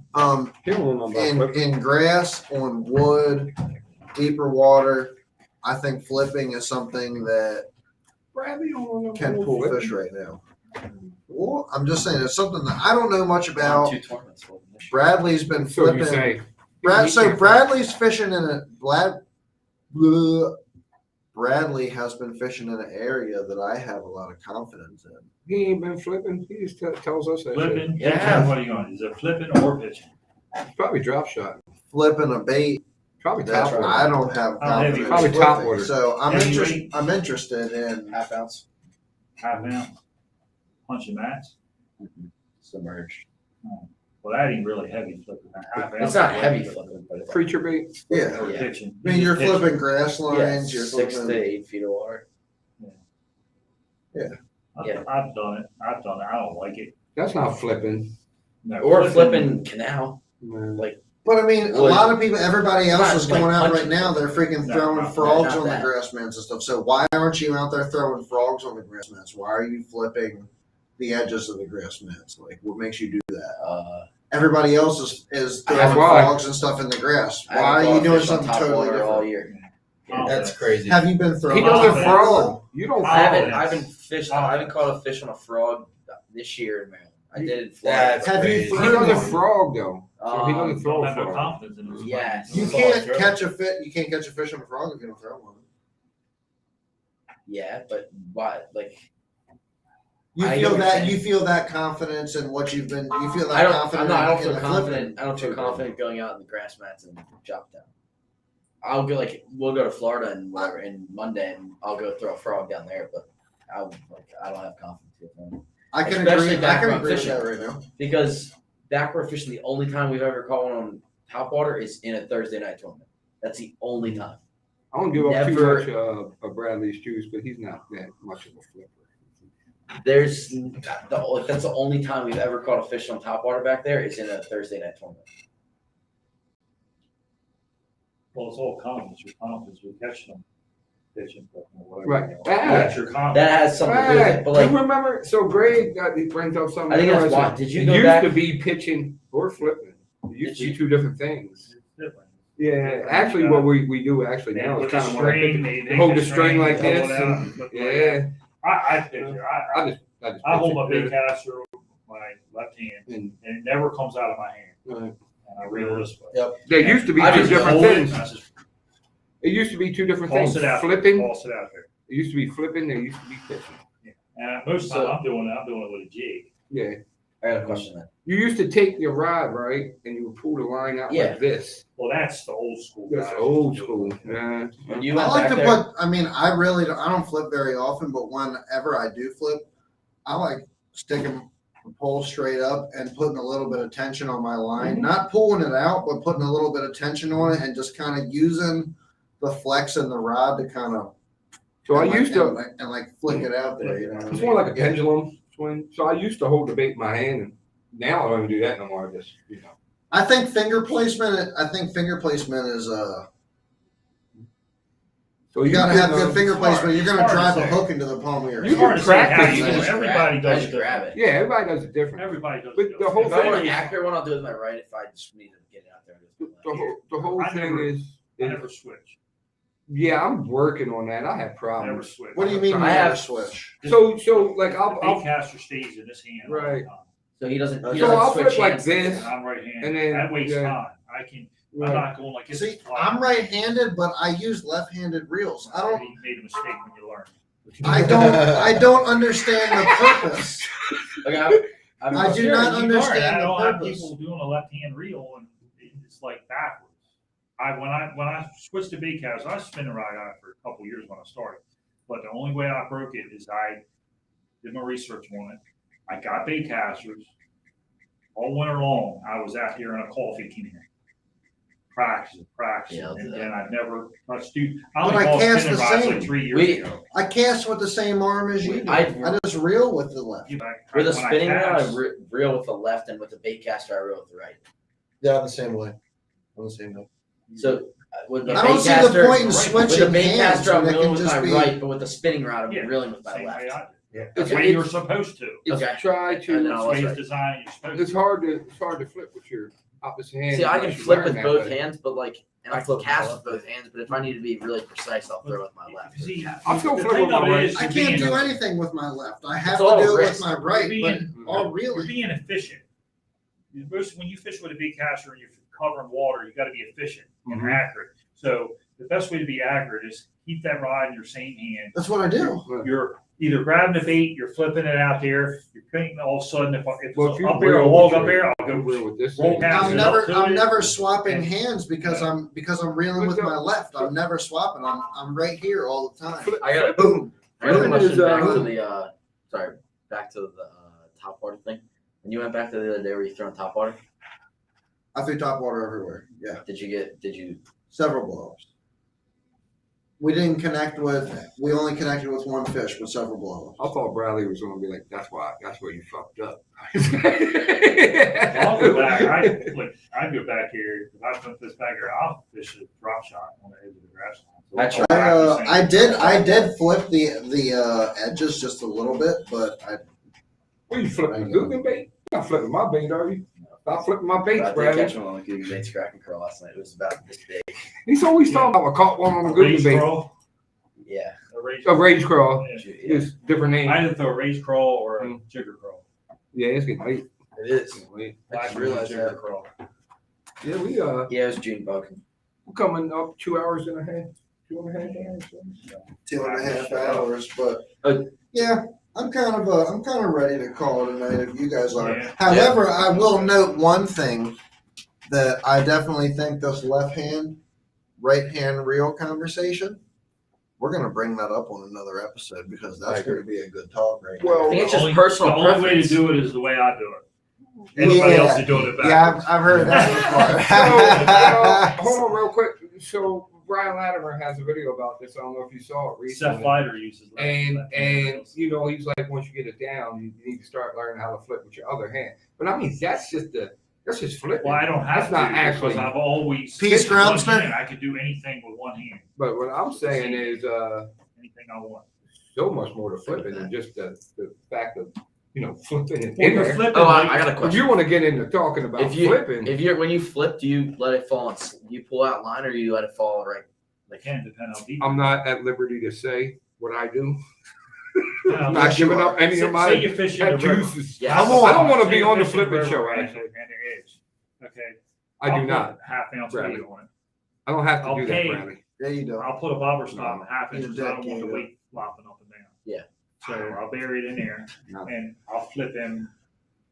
I can Just flip flip it in there, and let it go to the bottom, pull it up once or twice, reel it back. See, I in don't even do that. once or twice because they'll hit it when it drops the first time. Right. That's on why- the fall. 100% On the 90% fall. of the time. Most of On our the bites, fall. or most of my bites, have been. Yeah, can you shut First, this it's like off? if it's not on the first, if it's not on the first, then it'll be on the second fall. lift. But it's no more after like No, two or you're three. wasting Yeah, time. you're- You're not getting Yes. going like this. Yes. The only way you do that is if you like on a Potomac or something, you got a floating mat, there's 4 foot of water underneath of it. That's when you punch it. Right. Go And then in and and up you a couple watch it, times. It'll go like this. Oh. Pull it up and down, up and down. so punching. Do you? That's punch. Do I don't you? punch. I've never punched. No. Yeah, never mind. I No. don't- 2 ounce You weight. can't punch I around was there. gonna The s- only way you can punch is maybe the Potomac. I when said you get that. Big You floaty can't grass really mats. punch You around can there. punch on the flats right Yeah, now. you could. Right? You probably You could, but I don't because- fish the flats hardly ever. I've heard people tell. I've heard, There's not that many places to do it, but you could. On I've the heard flats people right say now, that- most of the grass you can fish is you got to punch it or Yeah. frog it because I've heard it's so much scum on top of the water. Well, it ain't gonna hit you. You can't frog it because it's so thick. Right. They're not gonna come through the mat. Or- Yeah, that's or how you cheese punch mats. it. They're sitting in the hot sun. They're Mhm. underneath the mats. Right. Underneath of it. That's how you go through it. So when you're punching, I've heard people say throw it in there and then pull it up once or twice. And then I've also heard people say Yeah. you can jig it 50 Yeah. times. Well, they hit You gotta get through it. You feel it go through. Yeah. Once it If gets you're through, you can punching tell you're getting. 65-pound braid with like probably 3/4 ounce or 1 ounce, 1 1/4 ounce. Yeah. Weight, you hit it like 1 1/4 ounce. You hit it. It's so hard to detect a bite when you do Yeah, that. it gets to go It's- through. No, It's it's not. easy. If- You'll be when able to I've feel it tried it- shaking. When I tried it, it's like, You gotta get used Punching to it. is You gotta not for just me. do it. Every punching fish I've ever had, it's like you reel it up there and it's like it's, were they hitting it on the it's like all fall? hell breaks. They don't hit it. They just a No, lot of times not like, punching. In the back to what Bradley was doing, where they hitting it on the fall. Well, I wasn't punching. We punched When you were before. flipping. When Yeah. you flip. Yeah, it's your hitting on the first fall, flip, right? and You put a light weight on it, no or you let it half drop ounce. fast. Or you did say half that. Yeah, Well, that's Interesting. enough. and then I let it fall If you're gonna straight go to slack. different weights, you put a half-ounce weight on it or heavier, you got a faster fall. Right. If you're doing like Right. a 1/4 or 3/16 ounce, that's gonna give you a slower fall. When they're hitting it on the fall. I don't like fishing quiet, with Greg. a light weight. Is that Some people odd? like fishing. I like fishing with like a 3/16. Me too. I can't. I think and it's. throw it like that. If But they're hitting them on it the is an fall. advantage of it I if don't you use say heavier more. weight. If you want it faster, Done. you see if you want it faster. I'm You gonna gotta find out say what they want. That's what I'm saying. If they're hitting on the fall, you A go lot to a of- lighter weight, so it Not falls slower. necessarily. Sometimes it'll They sit want there a and get fast fall. too long to look at it. Yes. And It's if a you don't look at reaction it, bite. it's faster. It's a That's what reaction Paul- bite, and Paul they'll hit. had that theory as well. Heavier weight make it drop faster. It's more of a I reaction. found that out fishing the train bridge before using a heavy half ounce, Right. using something light. The current would drift it. It would take farther to fall. Use something heavy. That thing would drop right next to that pillar, and they would grab it. Mhm. A lot of times with I think you gotta shut this down. with punching, the only time you feel the bite is you actually see it. So instead of your line going straight down 3 feet, it'll just, it's like it's falling slowly, and you'll see the line just slowly going in the hole that you created. That's when you just jack the shit out of it. All fish I've caught punching, it's like when you throw it in there, Oh, you pick punching. them up, it's going like they're going nuts. Oh, so you can feel the bite real easy. I'll punch. It's doing it what you got confidence in. You know, we're confident with frogging. I'm frogging, and last night I caught someone Senkos. I get frogging, I'll throw it up there, and throw a whack of Senko, let it drift with the current and jerk it. I caught one like doing it that way. Swim baits, I'm confident in swim baits. I have I'll throw that before I throw a spinner bait. I'm just Oh, not yeah. confident in the grass. I thought we got flip spinner bait. You know, my two go-tos. I got a lot of confidence in the frog. Neither was I fishing grass. Most of the But I big had fish to I learn have it. caught Yeah. If I'm came from fishing other flipping. places like Potomac and they're in the grass, I gotta I'm learn. not. I wouldn't say I'm not confident in the grass. I would say I'm not confident in the grass out in gunpowder. Right, because you fish grass up in the flat. You got to put time into that. I am. Because I'm they're confident. there. We caught a good one out of the grass. But you like, But you seen it. yeah. I mean, You I were did, there. This should give you there's- some confidence. Like I caught like almost like what, like a 3-pounder or but something. still, you have to go out and do it yourself. Well, Yeah. still, but I mean, It's it like- should give you a little confidence. Like, okay, you can catch them out here in this grass. You knew where we were at. I was like you 5 years ago. I'd just go back here, fish my wood, fish my little spots and stuff like that. And then I mean, I knew they're out there, and I said, I gotta learn this shit. yeah. And I'm fishing swim baits in the grass because that's the only thing you can get through it. Swim jigs. And swim jigs, Not they always. snag up a lot. They work, but you can't be really thick shit Mm-hmm. in a swim jig. You just keep on pulling shit up. And, top waters and stuff like that. And like a lot of people throw Senkos in that shit, but I can't get a Senko through it without pulling shit up every time I pull it. I watch people fish chatterbaits through it. It's insane. Yeah, but you can't be thick as it is when it's on low tide and all the eelgrass is laid over and stuff. You can't get a I chance. hate fishing eelgrass. I love it. It's hard as I- shit. It's annoying as hell. I love It's it. But you can do it. so- You can do it. Yeah, Yeah, it's you're hard. jerking You it go out like farther- you're getting, you go out you're getting the farther where it's grass off deeper. it all the time. You go out farther where it's No, deeper. I mean, in that grass. You got to cast It to is the a edge of little, it's the getting a little mat. sparser. I think it's Yeah. moving out a little bit. It's starting to thin. Starting to There's a thin. lot of floating mats. Starting to see. The entire Yeah, right yeah. half Oh, of the thing- other night was Things are definitely changing Yeah. quickly on the The river next right couple now. weeks is gonna break up thick. Yeah. Especially if that bad storm, I'm gonna break up. Oh yeah, yeah, yeah. It'll be easier to fish. The wind, the rain. Times they are changing on the river. But that is going to conclude Just these clear another water. episode of Bass and Beer Radio Friday Night Shenanigans. We appreciate everybody that tuned in to watch tonight and all the commentary. I definitely want to say a huge shout out to our sponsors with Bass and Beer Radio. Tailored Lures, Frogs, Warren Taylor. Hit him up on Facebook, Instagram. Get you guys some frogs. He's got some smaller frogs, bigger frogs, walking frogs. You name it, he's got it. Good colors, good hooks, soft profile.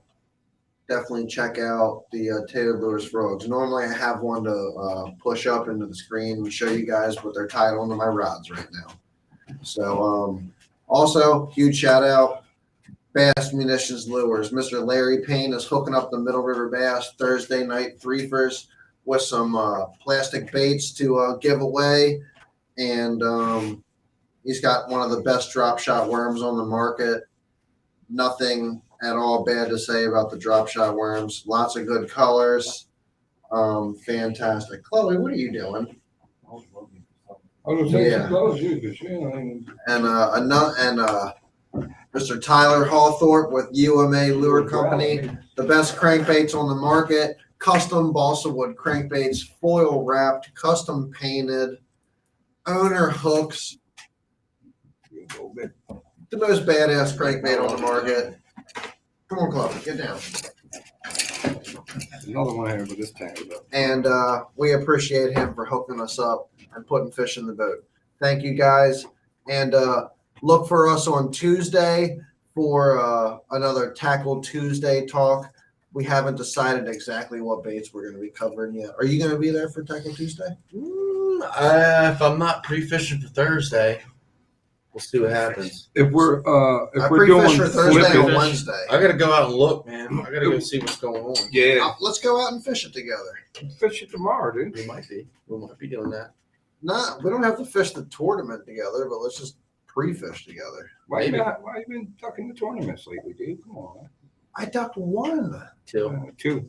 I've missed two this year. Oh my god! I haven't missed one. You know in why? 2 years. I didn't even fish. Look, Oh, Rob, okay, I did fish. Let me one answer last this year. for you because it takes somebody with either lots of stupidity or lots Oh, of guts God, here we go. to go up against Ranger Ramon and buck every single Thursday night rumble on the river.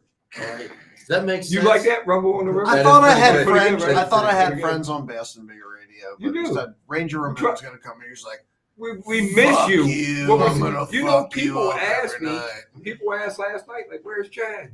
Oh yeah, dude, like, we missed you last night. That's all we're saying. I wanted to be there You were there in the But spirit. a little bit. Me and Tony was arguing, like, "You gonna go live?" He's like, "Oh, I got fish away." I was like, "I got fish away," and I known you had way more fish away than I was than hoping me. so. So you should have went live. I I, should've. I was proud of my free fish that weighed 5 pounds total. I was hoping one of you was going to go live, but We planned on it, but we just, we couldn't make it happen. it just didn't work out.